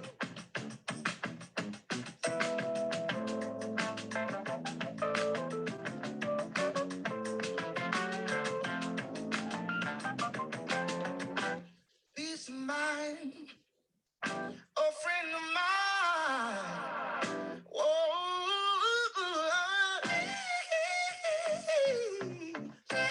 ain't 12. That's close to my heart. I go 1, 6, 1, 2, oh, stop. I go 16, 16, 12. If it goes to my heart, 1, 6, 1, 2, ooh, stop. I go 16, 12. Is a cool to my heart. I go 1, 6, 1, 6, 1, 6, 1, 6, 1, 2, oh, 16, 12. Is a cool to my heart. I go 1, 6, 1, 6, 1, 6, 1, 6, 1, 6, 1, 6. I go 16, 12. Is cool to my heart. I go 1, 6, 1, 2. Hey, hey, hey. I go 6, 12 is the key, is the key, is the key,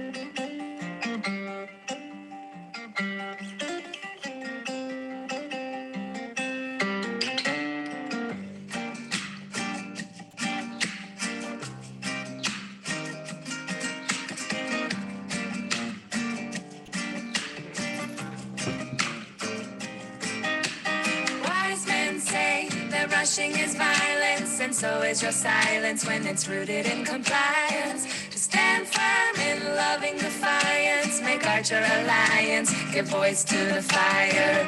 Move people to the beat of the wind, gather yourself and begin to dance the song until it ends. We are winners, champions of the light, forming in numbers and might. keep the truth close inside. Woman, medicine man, walking with grace. I know your face and I trust your hand. Medicine woman,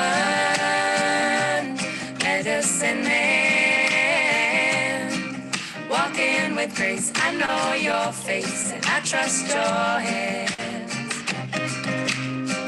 Find your teachers in the voice of the forest. Unplug, you can't ignore this. Wisdom of the voiceless. Remedies are bountiful and surround us from the garden to the farthest. Prayer made of stardust. Find your healing in the music that calls you, the voice that enthralls you. What do you belong to? Eyes out, there's the setting of the sun. Give thanks to each and every one. The lesson is the medicine woman, medicine man, walking with grace. I know your face and I trust your hands. Medicine woman, medicine man, walking with grace. I know your face and I trust your hands.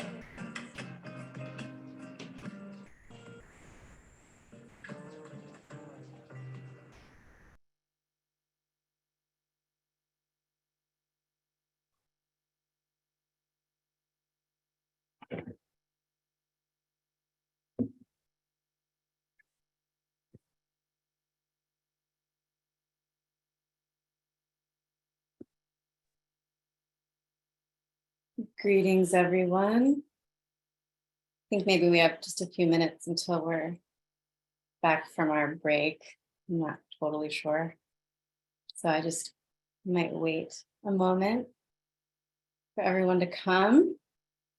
Yeah, I hope you're give it one more minute, Rachel, and then we're at 11:15 and you can get started. wonderful.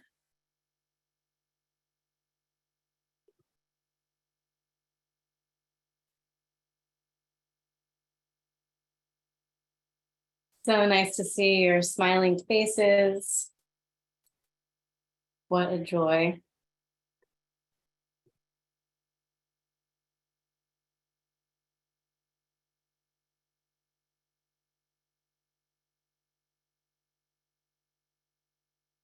I hope everyone got hydrated and stretched their legs a little bit on our break.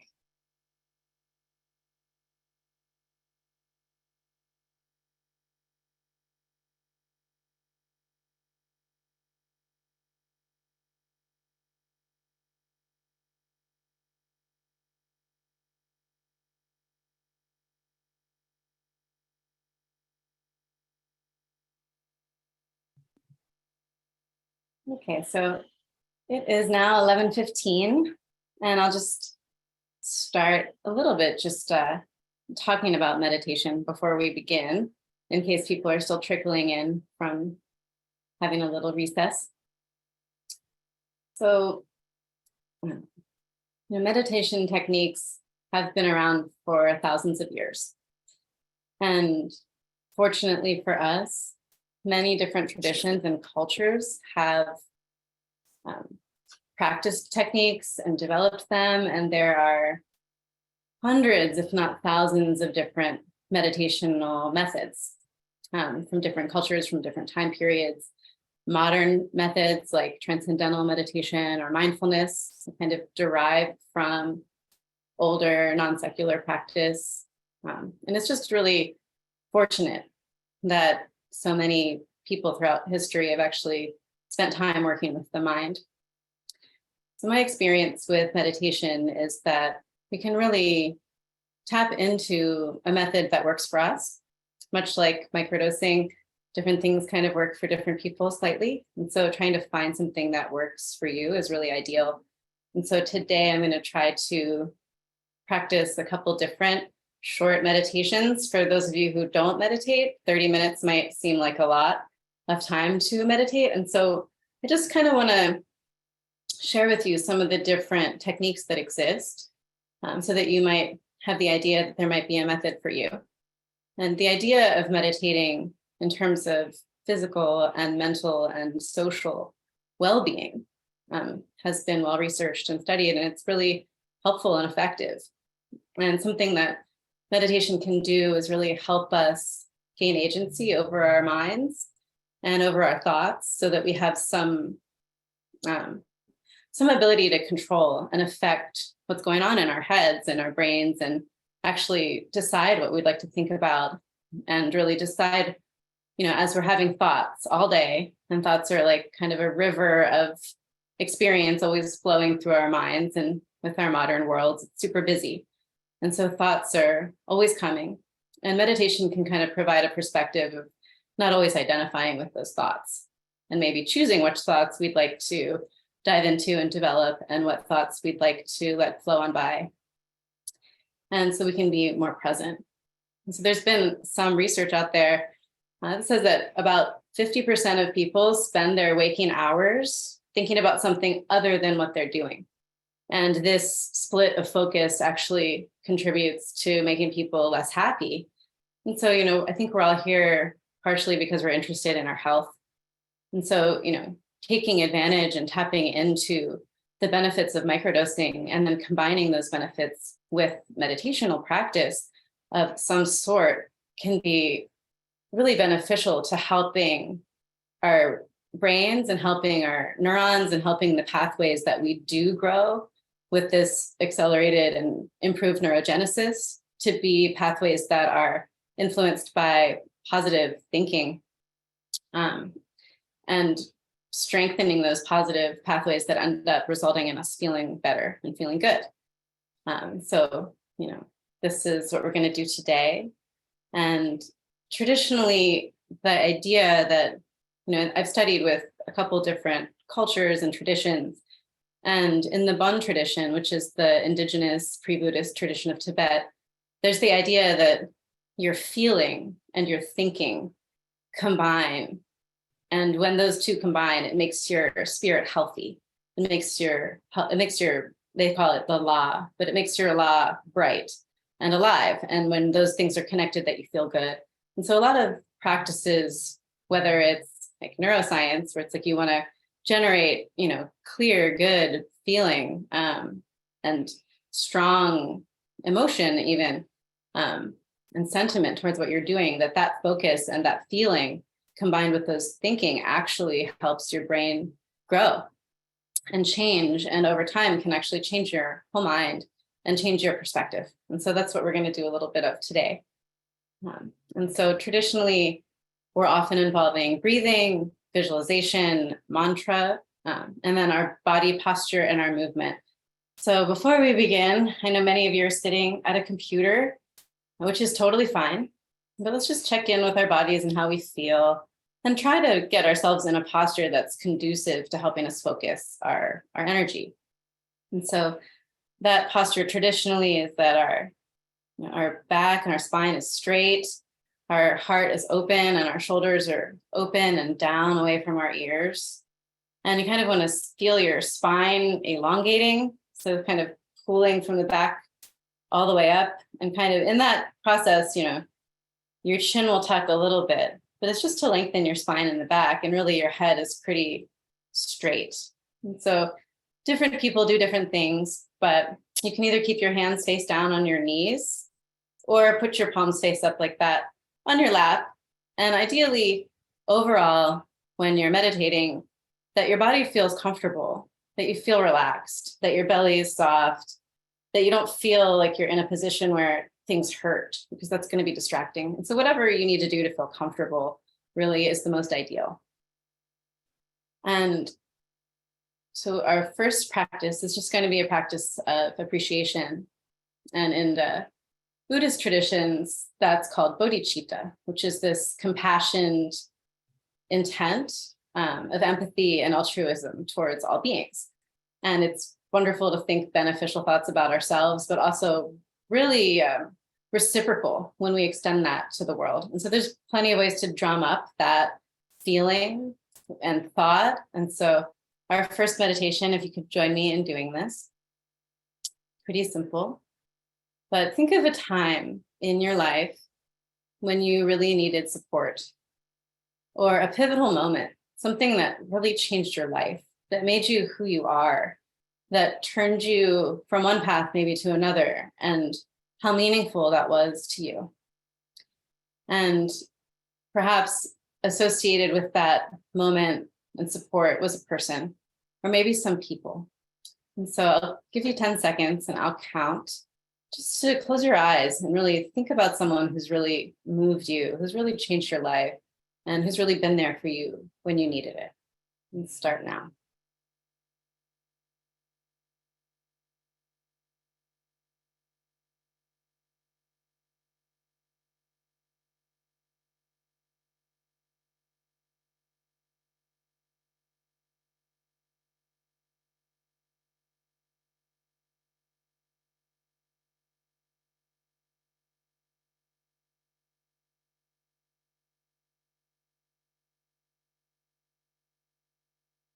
Hopefully thinking of that person or that experience warmed your heart a little bit and softened your emotions.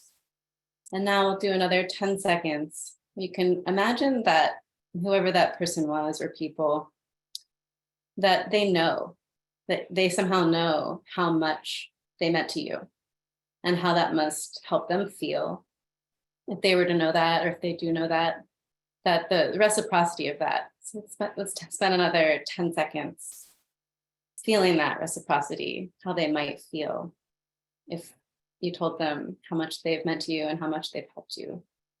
So we'll do another 10 seconds starting now.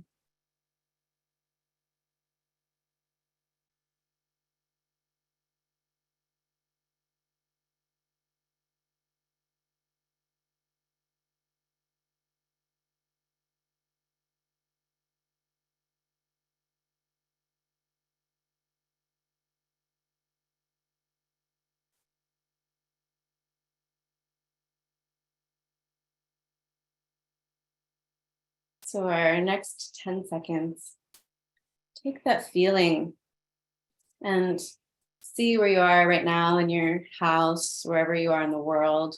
It's kind of beautiful that we're all in different places right now.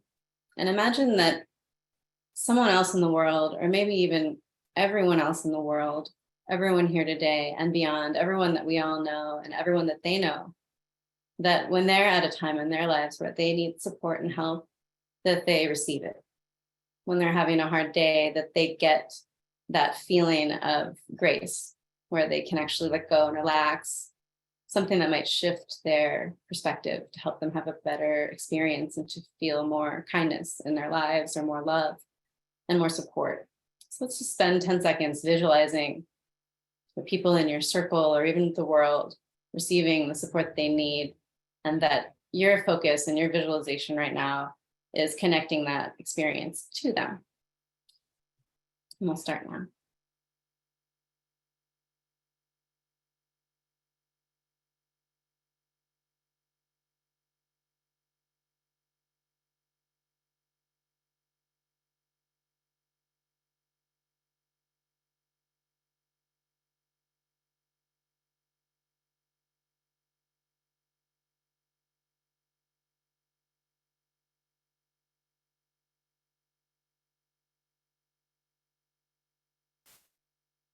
Thank you for joining me in that.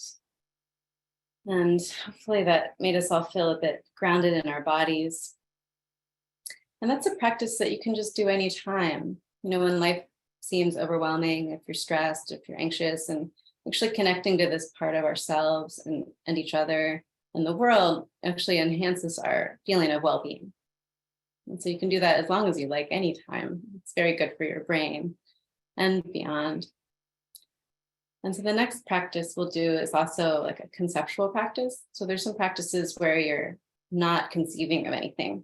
And these two first practices are practices where we are conceiving of something. And so to do this practice, which is called the 9 breaths of purification, that I learned from the Bon tradition, there's this energy channel, energy being within our body. Whether or not you believe that, it really makes no difference. We're just kind of exercising our imagination or our potential to visualize, which is incredibly powerful in terms of what it does to our brains. You know, whatever we visualize and feel, really we're creating those neurotransmitters and hormones that are changing our physical experience. And so to do these 9 breaths of purification, we're going to visualize that we have a central channel in the body. And that central channel runs from the apex of our heads all the way down through the core of our body to the base of our body near our perineum or the bottom of the spine. And so that channel you could visualize as blue, bright, clear light. And it's just going through the core of the body. And then at the base of that channel are 2 side channels. And they kind of come out from the base and then spiral up and just parallel the sides of that channel. And they run through the center of the body as well. And when they hit the top of the skull, they curve back around and just go behind the eyeballs and come out through the nose. And so those are the channels that we can affect with our breathing. And so in this practice, we're going to just be clearing those channels and bringing in light and, good universal wisdom energy from the universe and some of that compassion, kindness energy that we just focused on. We're just going to be visualizing, bringing that into our body and then releasing things that don't support that. And including, obstacles from the past and from the future and then from the present. And, this can just bring us more in touch with being here and being present and being aware in the moment that we're in, which can help us all feel even better. So to begin the practice, we're going to start with our finger touching our thumb. Our thumb finger, touching our index finger, our ring finger. I always get the fingers mixed up because I don't wear rings. So touching the base of your ring finger with your thumb, we're going to put your finger over your right nostril, your ring finger, and close it.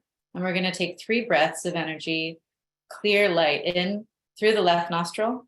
So we'll start breathing in now. And visualize it coming all the way up, down that channel and meeting at the base. And then when we exhale, we're going to close that nostril and we're going to exhale out of the right nostril. And we're going to do that 3 times. So for a second breath, we're going to breathing in through the left nostril. And breathing out through the right nostril. And one more time. Breathing in clear light. And then breathing out any obstacles that you might have associated with the past. Now I'll just take a nice full breath, relaxing. We're going to clear the other channel.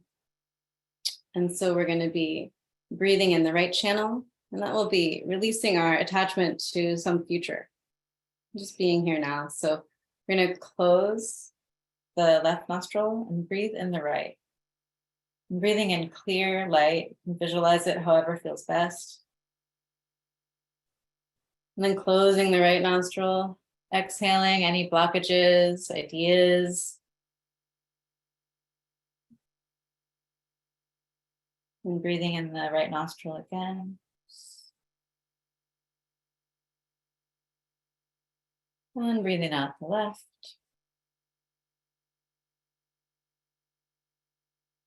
And one more breath in the right.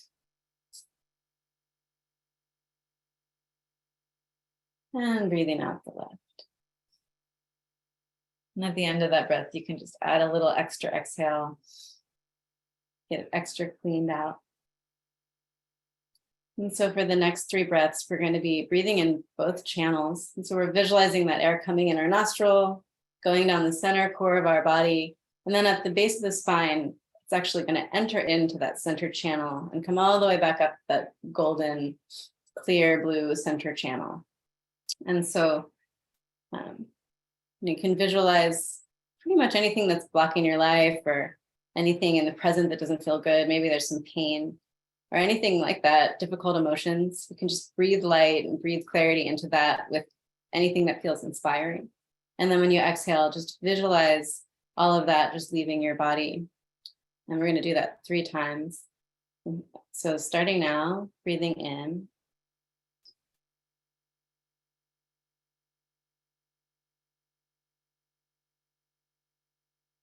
At the end of the exhale, just add another extra exhale to make sure all the air is going out. And then another breath in. And out. And then extra out. One more in.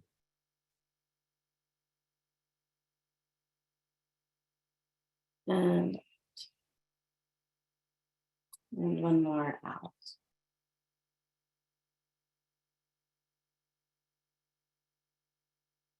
So you can do this practice also anytime, and you can do more than 9 breaths.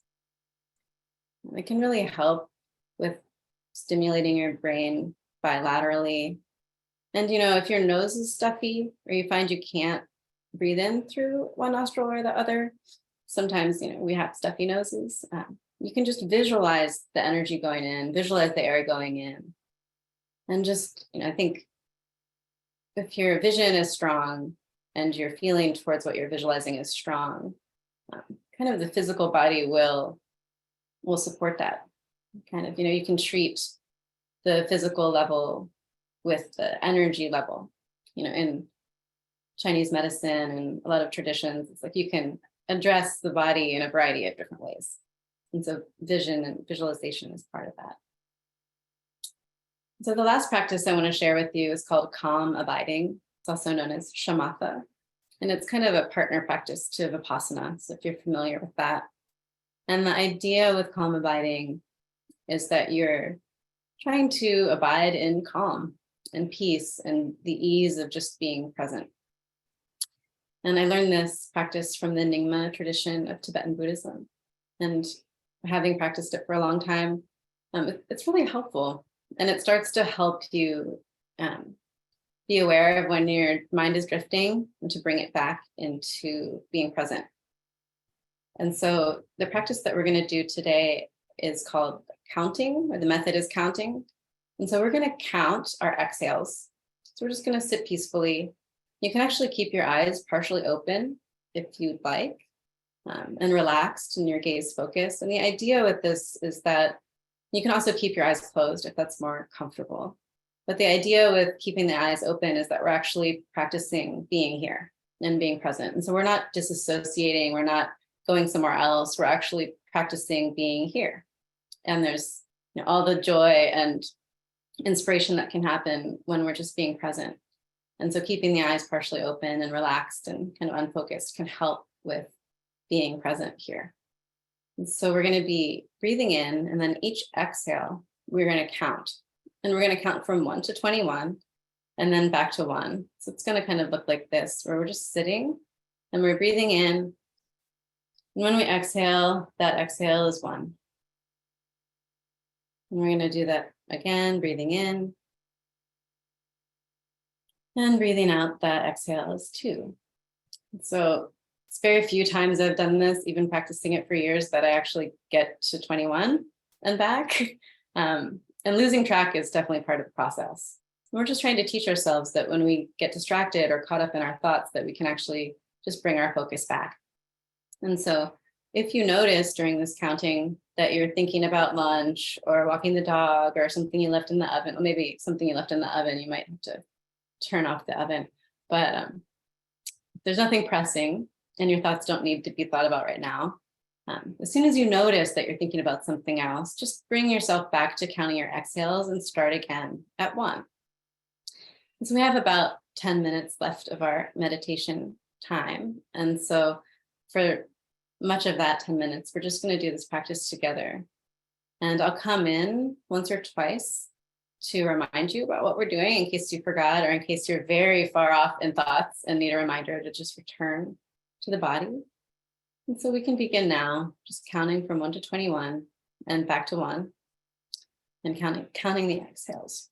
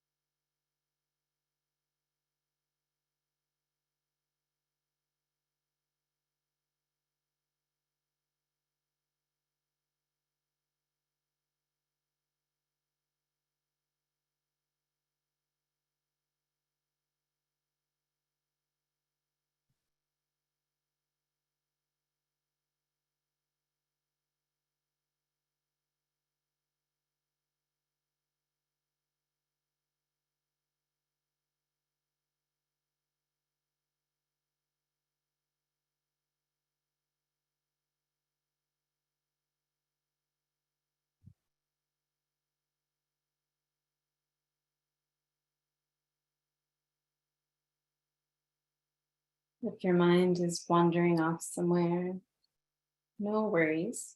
Just bring yourself back to counting your exhales.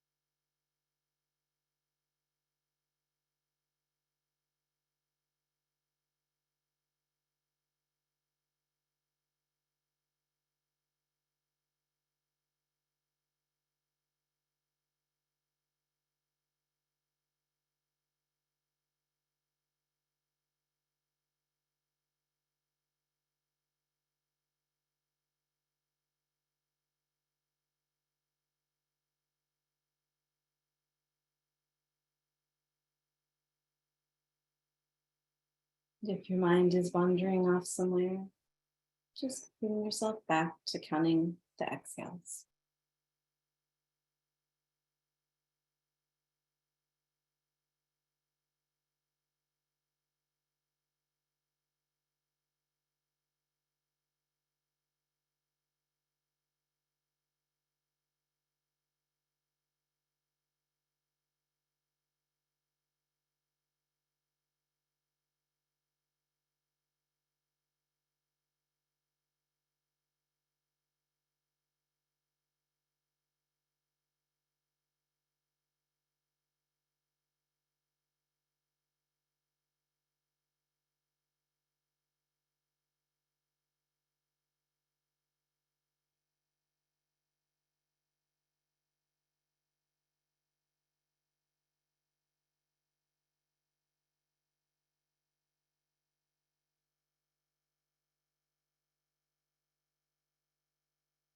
In the last minute of our practice, we'll just release the counting and just sit, relax. You don't have to think about anything. Just sit in the open space of your own mind.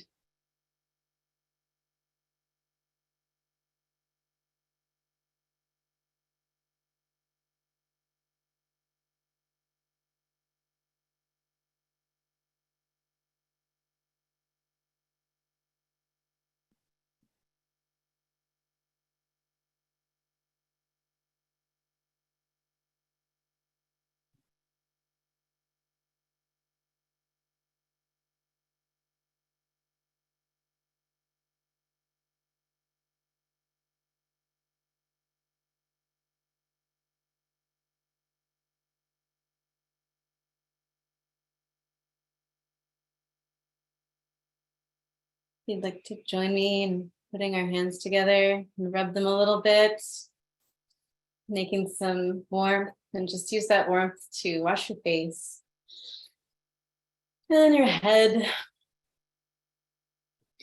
And if you'd like to hold your earlobes right in this area where there's that little knob. We're just going to do 5 little circles forward really gently, relaxing our vagus nerve. And then 5 little circles back.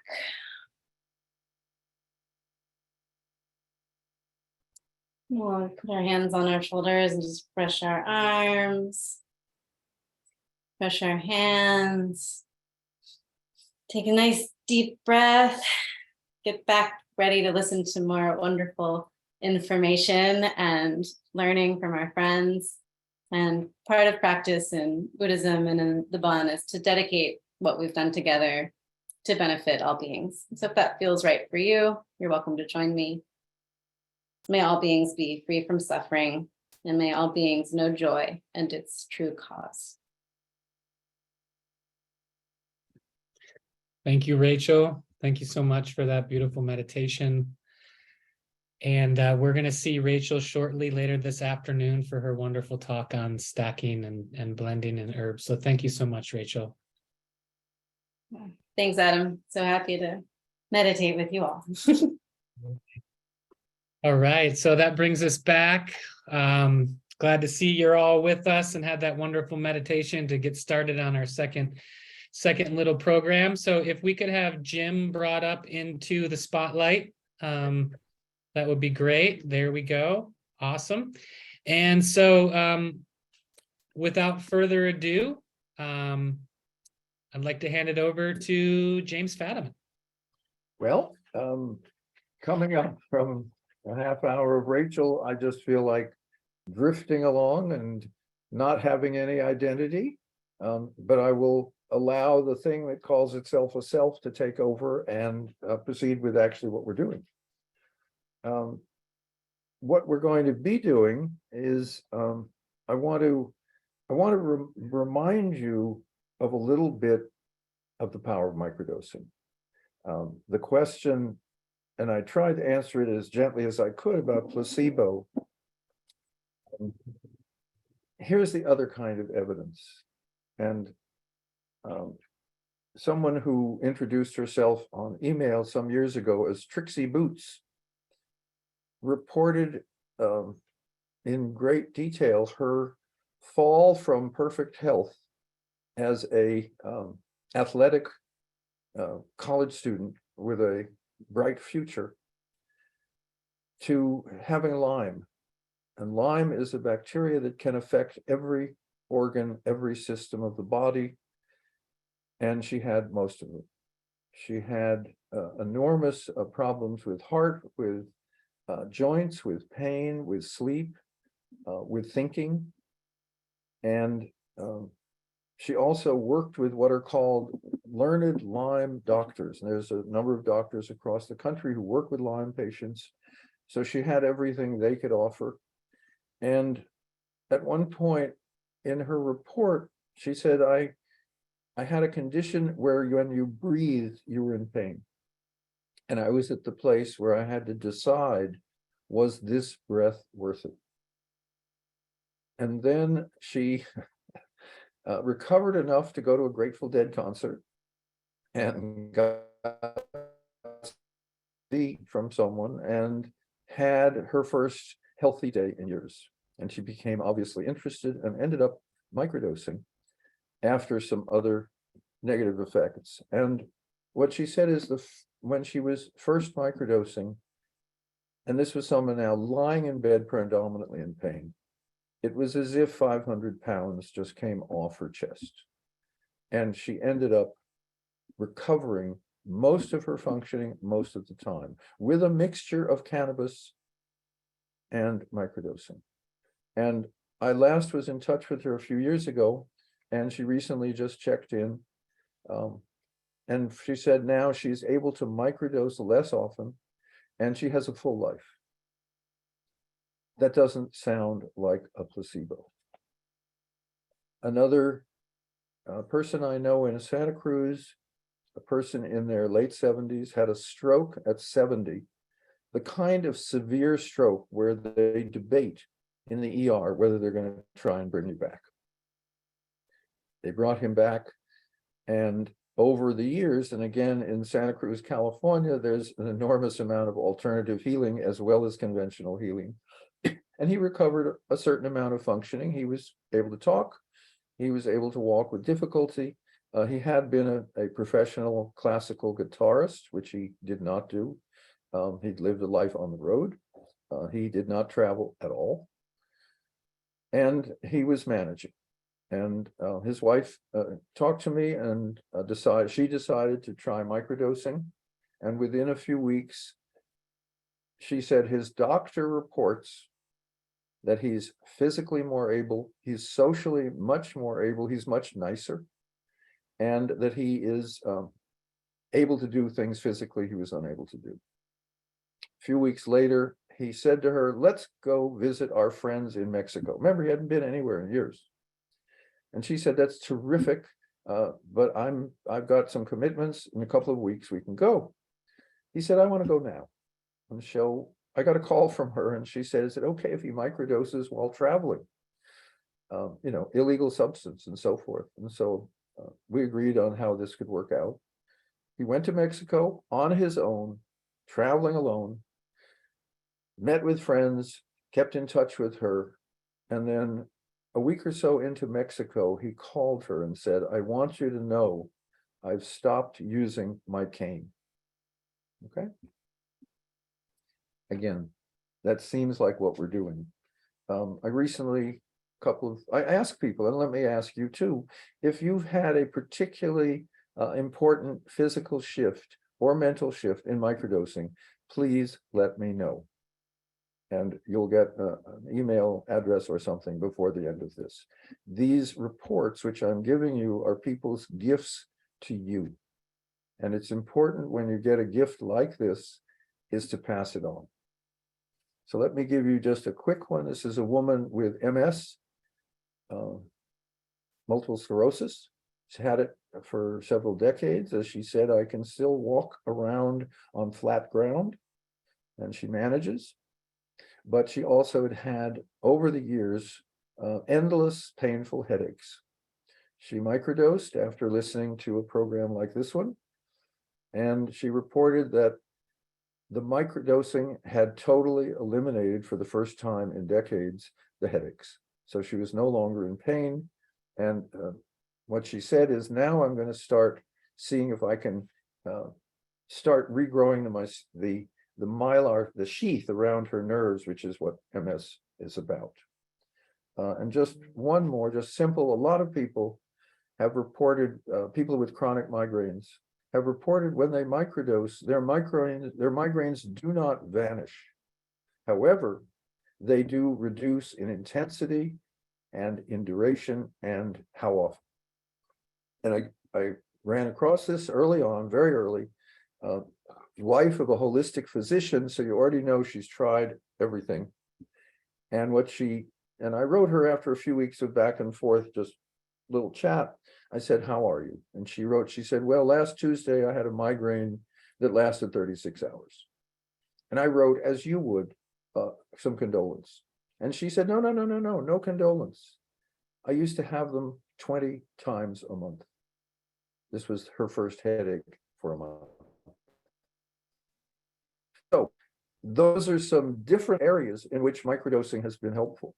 So we're clearly not talking what a pharmaceutical does, which is symptom or organ specific. We're talking about something that improves the capacity of the body to heal itself. So that's kind of where I want us to start and to consider as we go through the day. Now, Adam and I have worked this out where he has some questions for me, and in the afternoon, I'm going to have some questions for him. So Adam, what do you want to know? Jim, thank you. Well, for those of us that might not know a little bit about your backstory, could you tell us a little bit about the large dose psychedelic research you did in the early 60s with Myron Stolaroff and Al Hubbard, and just give them a little background on where you started before you even came into microdosing decades later? Well, LSD was legal when I entered graduate school, and I had had psilocybin legally in Paris, given to me by Dick Alpert, Ramdas, a few weeks earlier. So I was terribly impressed with how much I knew about consciousness, because I'd had several low-dose psilocybin experiences. Well, I didn't know that much. And I ended up with an off-campus group at Stanford called the International Foundation for Advanced Study, IFAS, with a high dose, with guidance, with music, with a man and a woman therapist. That's where all that was invented in the 1960s. And basically changed the course of my entire life by discovering that Jim Fadiman was a subset of something considerably better and considerably smarter and considerably better connected to the rest of the universe. And as a graduate student, that was a scary thing to do because psychology in those days was either behaviorism, which was hot because you didn't have to think about consciousness, and the Freudian point of view, which generally had no evidence to support it and was full of theories that people were dubious about. I managed to get through. I did some research, including one study which still is talked about, where we were curious, could psychedelics help people with hard-nosed scientific problem solving, not emotional breakthroughs, not infinite wisdom, not discovering that you're part of the Godhead, but could you redesign a part of the nuclear reactor that was at Stanford, where I was? Could you design a shopping center for a client that had turned down your last 4 ideas? Serious. We actually came up with a new theory of the photon as one of the solutions. Anyway, we had a bunch of scientists and we had a method of giving them a moderate dose of psychedelics, about 100 micrograms, 48 problems, 44 solutions. And the government wrote us a letter 2/3 of the way through the study that said, as of the receipt of this letter, your research is canceled. And we learned later those letters went across the country. I will not describe what my psychedelic work was in the next 40 years, but it was similar to many of yours. Yeah, as Jim likes to say, since LSD was made illegal, 30 million people around the US alone have tried it. So obviously there's still psychedelics going on underground. Jim, did you say that 44 out of the 48 participants actually solved the problem after one? It's even better than that. 48 problems, 44 solutions. We actually had 27 or 28 participants. And after the first round or two, we did them 4 at a time. We had told them they had to come in with a problem that they had not been able to solve for several months, and it bothered them. These were very smart, successful people. They had very little failure in their lives. And we wanted something which held their attention when psychedelics were coming on. But unfortunately, for the now and then someone would say 10 minutes into the part of the day where we said work on your problems, they said I solved it. And there we were with, like 2.5, 3 hours with so far kind of nothing to do. So we then said to people, you have to come in with 2 or 3 problems because the chances of your solving at least one quickly is very good. So that's how the numbers worked out. And, for decades, you had really no interest in small doses of psychedelics. How did you fall into microdosing? How did that all start? Well, who would care about small doses when you're capable of offering people the most important experience of their life? At least that's the way I was thinking. And the universe said, I have a little joke I'm about to play on you about your whole career. And I had lunch with a friend, Robert Fort, very important person in psychedelics, and he talked about Hoffman's use of low doses, which we talked about this morning. I didn't hear the word 20. I thought it was 10. It was my first major mistake. And I thought that was interesting. And there are friends, when you live in Santa Cruz and you say, there's a new use of psychedelics, a lot of people say, I'll try that. So I asked some people to take this tiny dose. And what they reported was it was tiny. It had no psychedelic effects at all, but they really liked it. It had some benefits. And I then became interested. But how do you differentiate people just taking a drug now and then and so forth? And the one thing I've added to the scientific world, and I was listening to Adam all morning, and I'll bet you that none of those people over those thousands of years ever bothered to think about a protocol, a schedule. They were taken when it was useful to take it. Well, the protocol from my point of view, was how can you get people to tell you the difference between on and off? If you take it every day, it's very hard to tell. So I said, why don't you take it on day one? And I early on learned that day two was pretty good for people, and some people preferred it to day one. And we know the psychedelic had left their physical system. The third day was to get people down to base. So when they tried it the fourth day, I would get new information. Out of that, totally inadvertently, we ended up with a protocol that seemed to be genuinely helpful to people, super safe, no tolerance, and inadvertently people started doing this quote research protocol as a kind of clinical protocol. So I can list the number of things I did wrong, most of which have worked out very well. And then some of you may think, well, maybe there was some larger force or some larger part of mine that was pushing him along. And I'm very comfortable with that.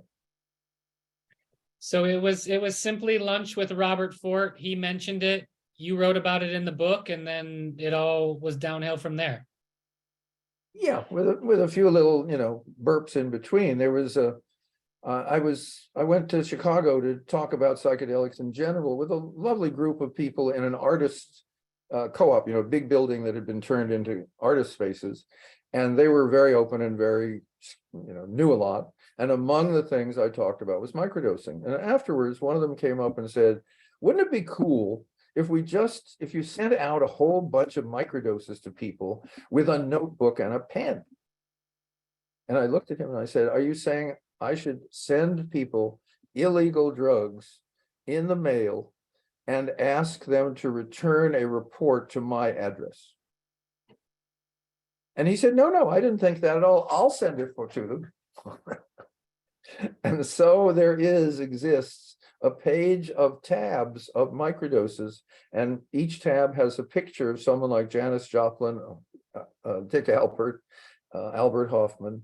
As you've seen them, only this was on paper because you didn't need the thickness of what you need for LSD for liquid. And they went out with notebooks and pens, and I got reports, and that started the creation of my report library and some of the stories I'm telling you. And it got out of hand, and I ended up working with Sophia Kaur, brilliant woman, again, one of the heroes of psychedelics and of microdosing, who said, why don't we make this a little systematic, since all you're doing is getting these great big reports and you don't know what to do with them. So that was the next step, and we started doing what is somewhat formal research, and then people started being interested. Now understand that all of the research on microdosing did not originate with the researchers. It originated with citizen science, with you, telling people this was worth looking at. And that's one of the differences in conventional, medical research. You start with the substance, and then you start doing all the lab work and all the animal work and then the people work, and eventually it's out to citizens, which is the ultimate test. With psychedelics, given that we have between 5,000 and 35,000 years of prior work, we started with what people already knew and became and talked about it in ways that began to interest people. And finally, we have people of the quality of Connor doing the kind of core research that's saying, well, we already know it has all these effects. We don't happen to know how or why or when or what's the issue. And so we're now moving from citizen science and adding eventually, it's late, but it's coming, conventional science. Amazing. And can you talk for a minute? A large dose of LSD is roughly 100 micrograms, a full dose, right? Right. And so why do you think 10 micrograms is the proper dose for microdosing LSD? Or talk about 10 micrograms for me. Well, when I misheard it at Robert's Fort, I thought, well, 10 micrograms sounds, again, you'll have to bear with me, sounds good for everybody. Okay, now that's obvious nonsense if you understand anything, but I didn't. In fact, I decided I was going to call it a tenor, T-E-N-E, so I would get credit for inventing this name. Okay, fortunately, it died fast.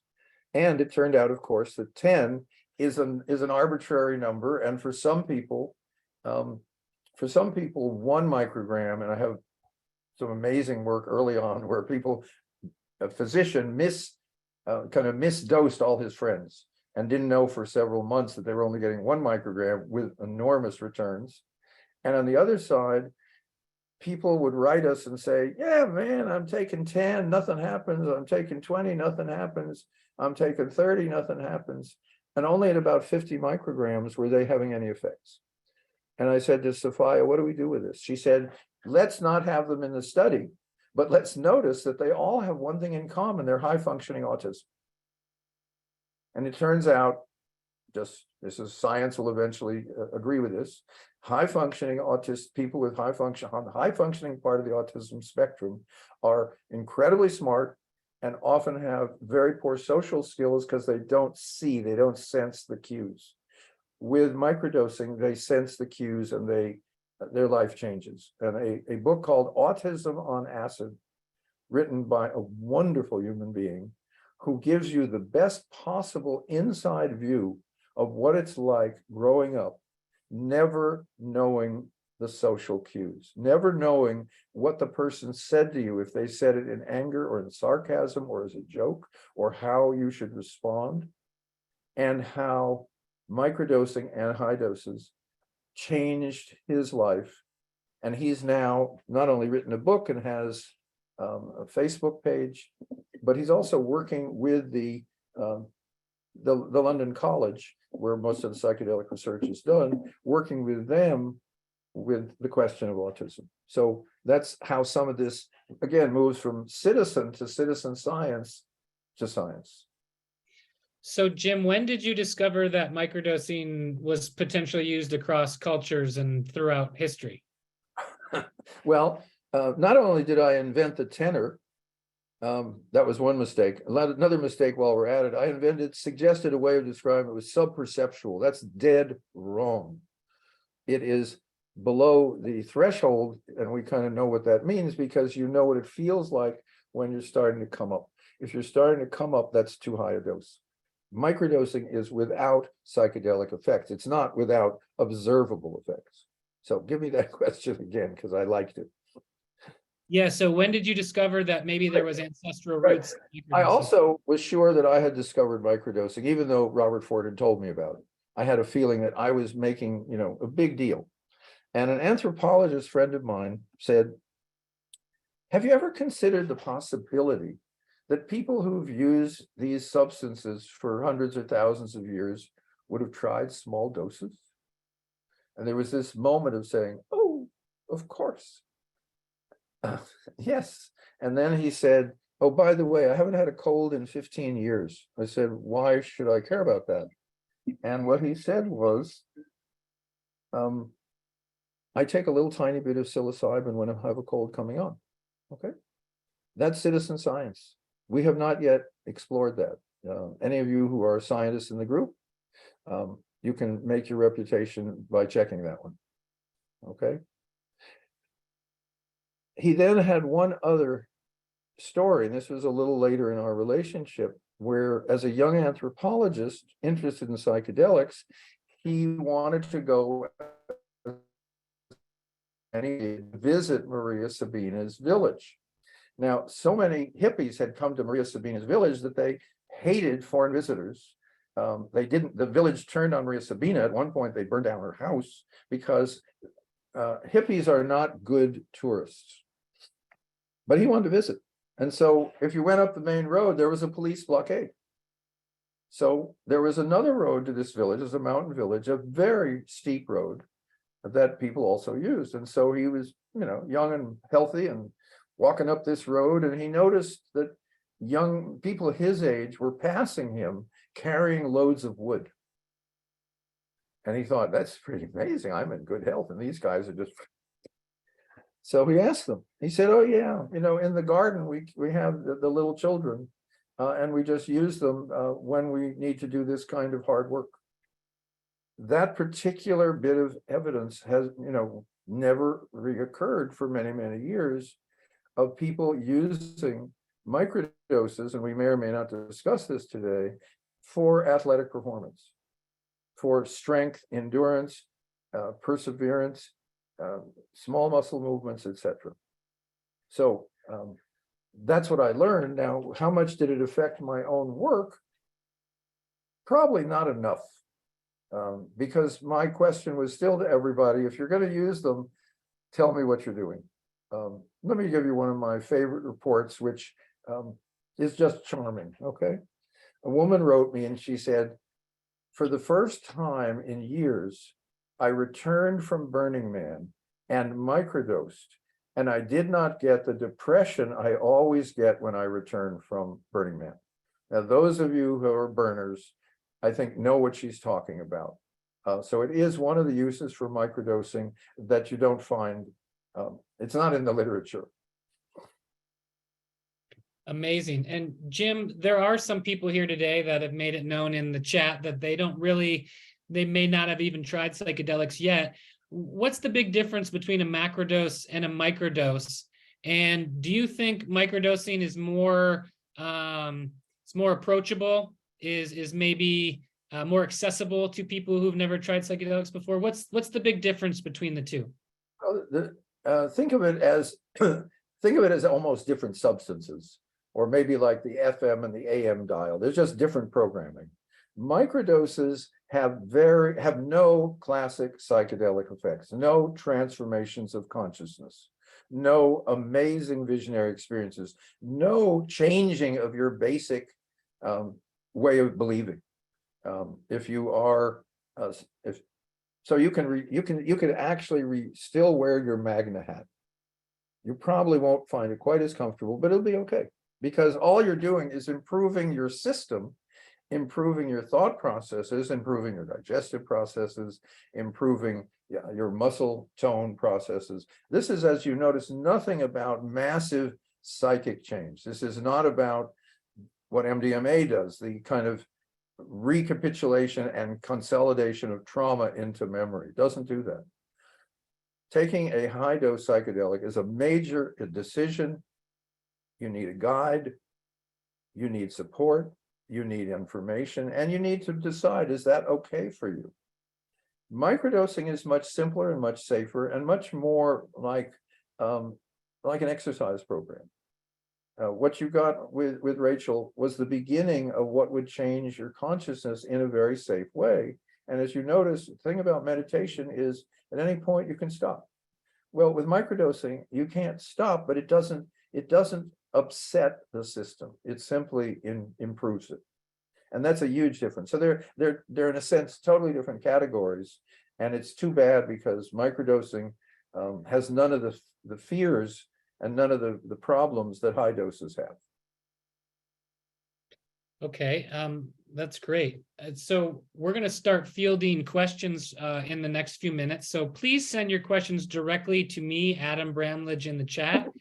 If you have questions for Jim over this next half hour regarding anything he's talked about or his future and present work, add that in the chat. Please send it directly to me, not the Esalen Institute. It might be a little bit easier and more streamlined. Jim, we're getting a lot of questions about ketamine. Ketamine is a popular drug these days as it's legal. Do you microdose ketamine? Well, I use a totally not, because it's a dissociative and it's an anesthetic. The only reason people are allowed to use it at all the way they're using it now, mainly for depression, is because the federal government has a peculiar twist. Usually we're against whatever the government has done about psychedelics, but with any drug that is legal for any single purpose, it can be given by physicians what's called off-label, meaning for anything else they like. So all of the clinics across the country, the federal government has not approved ketamine for depression, but it hasn't stopped anyone from using it because it's all under this particular very, very useful loophole. So ketamine first thing, ketamine is not a psychedelic, period. It's not.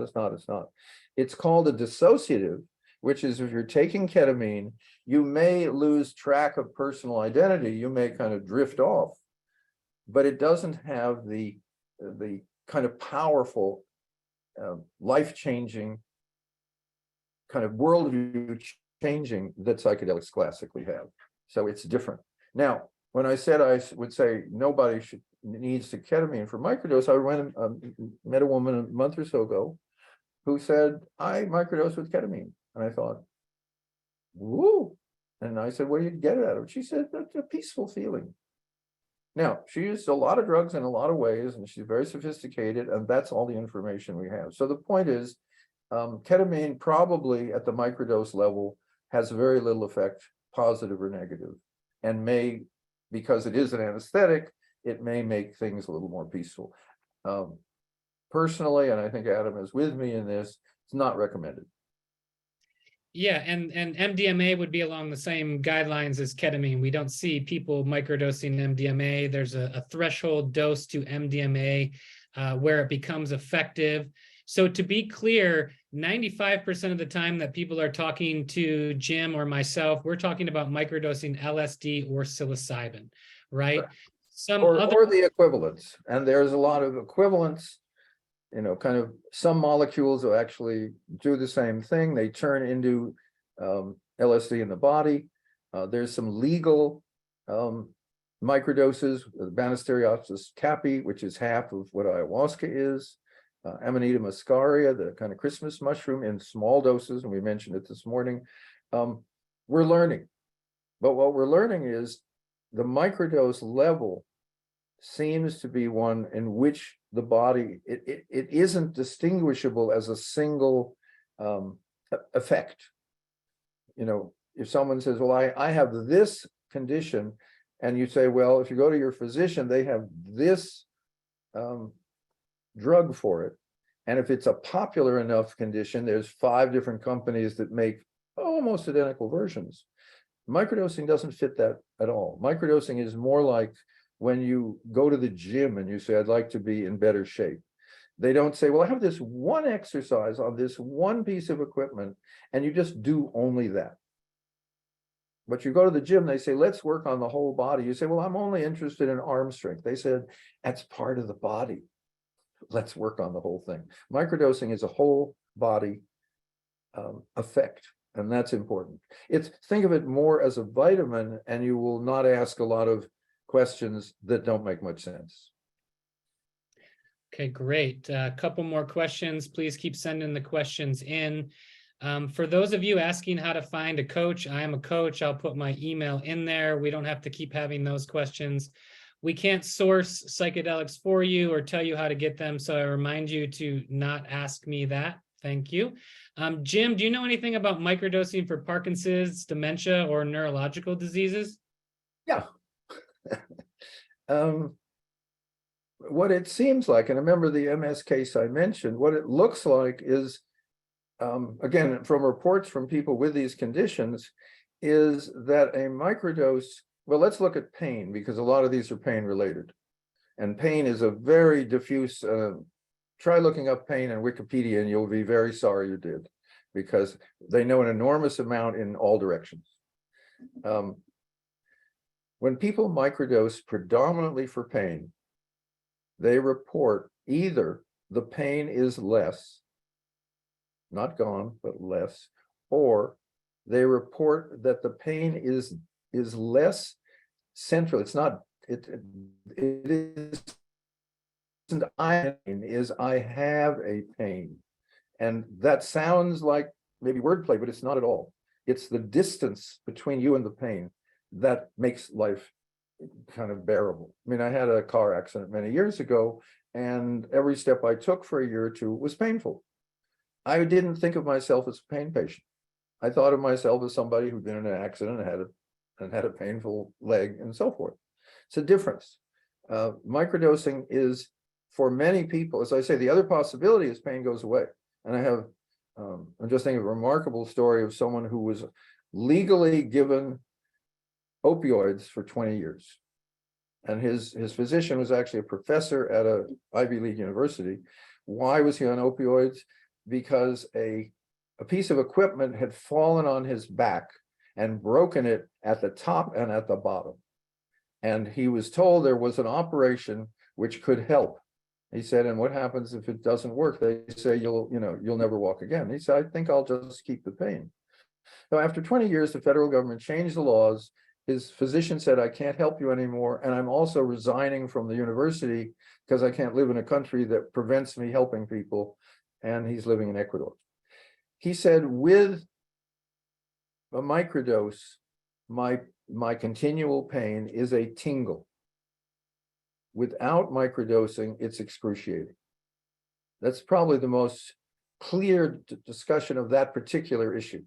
The question of these other conditions are, we have some evidence that people feel better and often make some improvement, but not enough to be as firm as, say, we are on depression or migraine, for example.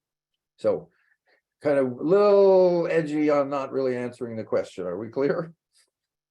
Yeah, absolutely. And someone asked about Parkinson's as well, and dementia, and you know, Well, those are separate. Let's look at dementia, for example.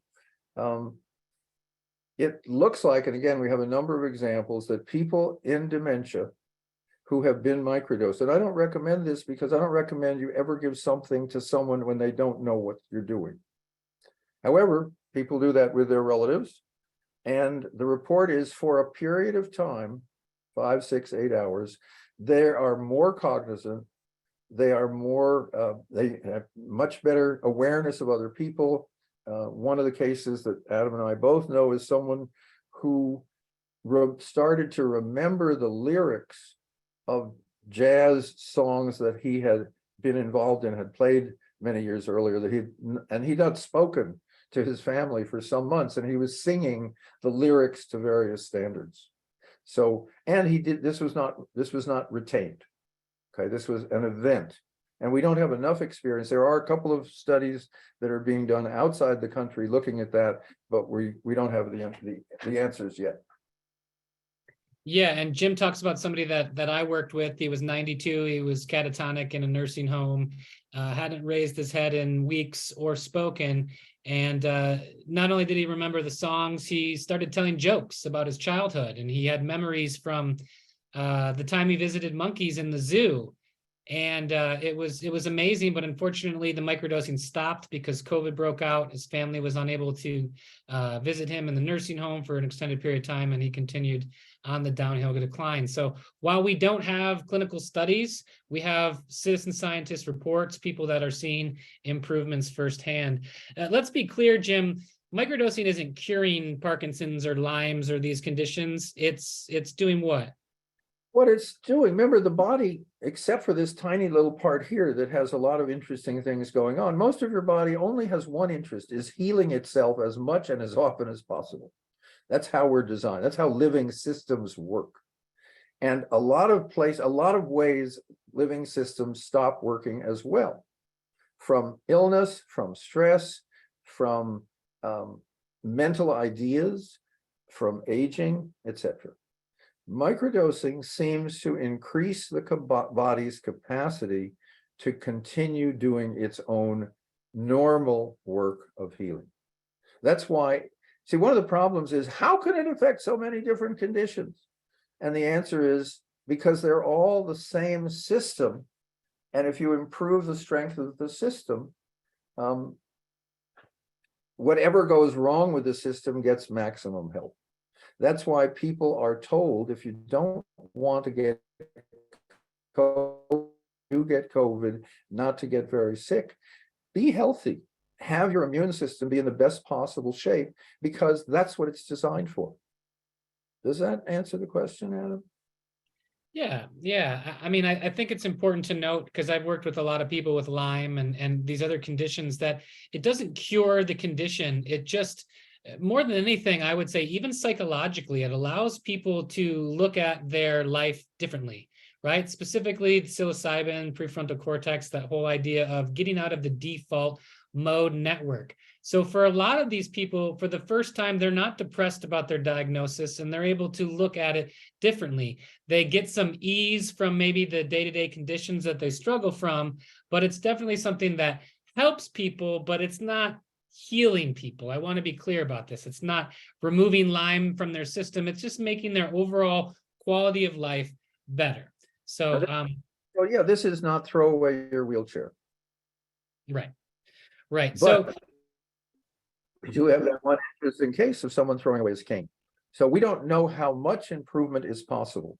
Now let's take another area. See, what's nice is scientists and researchers and physicians don't bother you if you're looking at an area where their failure is almost guaranteed. So they don't like that.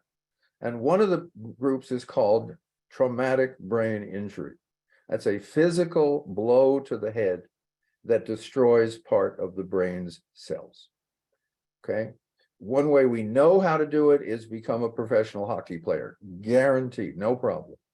A lot of athletics have similar problems, and a lot of car accidents have similar problems, and so forth. And when you have a TBI, there's a lot of things they do for you to do workarounds the problems that you have. They don't do much to improve brain cell functioning.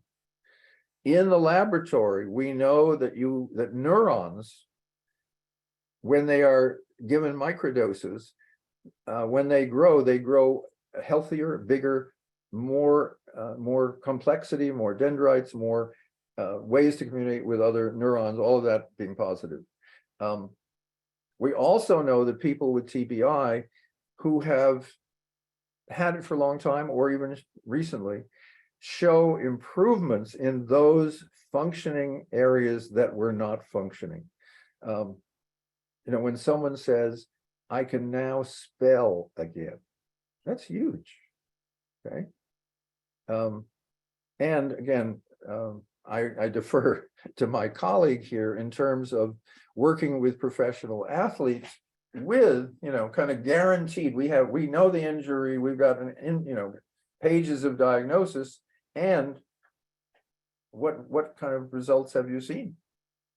Well, we've seen really amazing results with TBI. There's a former hockey player named Daniel Carcillo. He retired from hockey, and after using psilocybin in large doses, along with microdosing in what he calls maintenance doses, he was able to go from severe CTE and being suicidal to he started a pharmaceutical company to try and bring psilocybin in large and small doses to the masses and have it all covered by insurance. So I work with quite a few of Daniel's friends, quite a few hockey players that are out of the league, and even quite a few that are still in the league in the NHL. And not only are these athletes seeing performance enhancement on the ice, they're definitely seeing an improvement in their mental functioning. And a lot of these players are saying things to me like, they're trading microdosing for drinking 16 beers in the bar on a Friday night and feeling generally all around better. So in the NHL, in these pro athletic leagues, there's still a lot of athletes that drink alcohol heavily, that chew tobacco, that smoke cigarettes, and that don't even eat healthy. So what the athletes that I've worked with have seen is that it just adds a next level of performance. It also gets them interested in better eating, better living, and a lot of times dropping these other substances like tobacco and alcohol. Not bad. So, and I also work with a lot of professional snowboarders, a lot of extreme athletes who've continually hit their head on the ice or the ground or in training. And they're also seeing major benefits and major improvement in their brain functioning and how they're feeling. A lot of times with CTE and brain injured people, depression is extensive. I know for myself, I suffered a concussion a few months back, and I was extremely depressed. I was crying uncontrollably. I was angry, and I got the chance firsthand to see what these people are feeling from TBI, from CTE, and from serious brain injuries. And I found in my own treatment that microdosing and the use of psilocybin was hugely effective to help me get out of those overwhelmingly depressive feelings. So now let's be clear how radical what we've just talked about is. Okay, some of you are physicians. You were trained correctly, and you know that when the brain is damaged, we don't have any way or very few ways to make it much better. So we're saying working with people now, all the people that Adam's talking about, they've had, they're super insured by the hockey leagues for everything that they are, could get. This is after that doesn't work. And so we're talking something that is radical, and it has the advantage from the citizen science point of view is you can grow your own. It has the advantage from the citizen science view that it's very safe. And there are now companies who are starting to figure out how they can turn that into a conventional profit-making business, and some of them will succeed, and that's fine. What we're saying is there's a lot more possibilities out there than medical science has caught up with yet. And that's why you're here today and not going to a medical conference. Amazing. So this is going to be the last question we take before we break for lunch here in a minute. We've got all of your questions that we're going to be able to try and get to this afternoon. So last question before we break. Jim, what do you think the difference is between microdosing psilocybin and LSD? I know there's similarities. Are there differences? Well, we did some early, Sophia did some early research using the database of Irowid, and when you do some artificial intelligence stuff, it's very hard to see a difference. However, again, I'm kind of, I don't actually do much, but I listen to a lot of other people and I put it together and repackage it. A lovely guy in Los Angeles said, you know, I have a lot of friends that microdose all the time. And he said, we feel, here are the differences between LSD and psilocybin. He said, for kind of thinking problems, solving things in your life, making your thought processes work better, LSD seems to be preferred. For something that's more emotional and more relational and more about your inner being, people prefer psilocybin. So I'm coming around to that psilocybin is somewhat more heart-oriented. Think of it like Venn diagram with two circles. The overlap is quite large, but over here in the psilocybin end is more feeling states. And over here in LSD is more somewhat thought states. That's where we are. So the answer is, the usual answer is, what do you know, when someone asks me that, my question, if it's a person, an individual, I say, are you asking because you have access to both? Usually the answer is no. I say probably the one you have is the best thing you can use. Yeah, that's great. And what Jim brings up is essentially what I see in my practice and other coaches see, is that psilocybin, like he said, is more heart-based. It's interpersonal work, right? If you have emotional work to do, if you have that inner healing. Now, LSD is a great tool, as I like to say, for getting shit done, right? This is what the coders were using in Silicon Valley the last 2 decades to program for 16, 18 hours at a time. LSD is a lot harder to dose than psilocybin, and we'll get more into a little bit of that this afternoon. So I want to thank you guys for being with us here this morning. We're going to be taking a break right now from 12:30 to 1:15 for lunch. That's a 45-minute break. We'll be back at 1:15 with Dr. Connor Murray, PhD. He's going to be presenting on these amazing LSD microdosing studies that he was a part of at the University of Chicago. After Connor's presentation, we've got a Q&A with Connor, and then Jim is back with myself for a Q&A. And then at 3 p.m., we have Rachel and her amazing talk on herbs and stackings. After that, you'll have a Q&A with Rachel. And then from 4 to 4:15, we'll be back to close it out. So again, I hope you all have a great lunch, and we'll see you back here at 1:15. Thank you.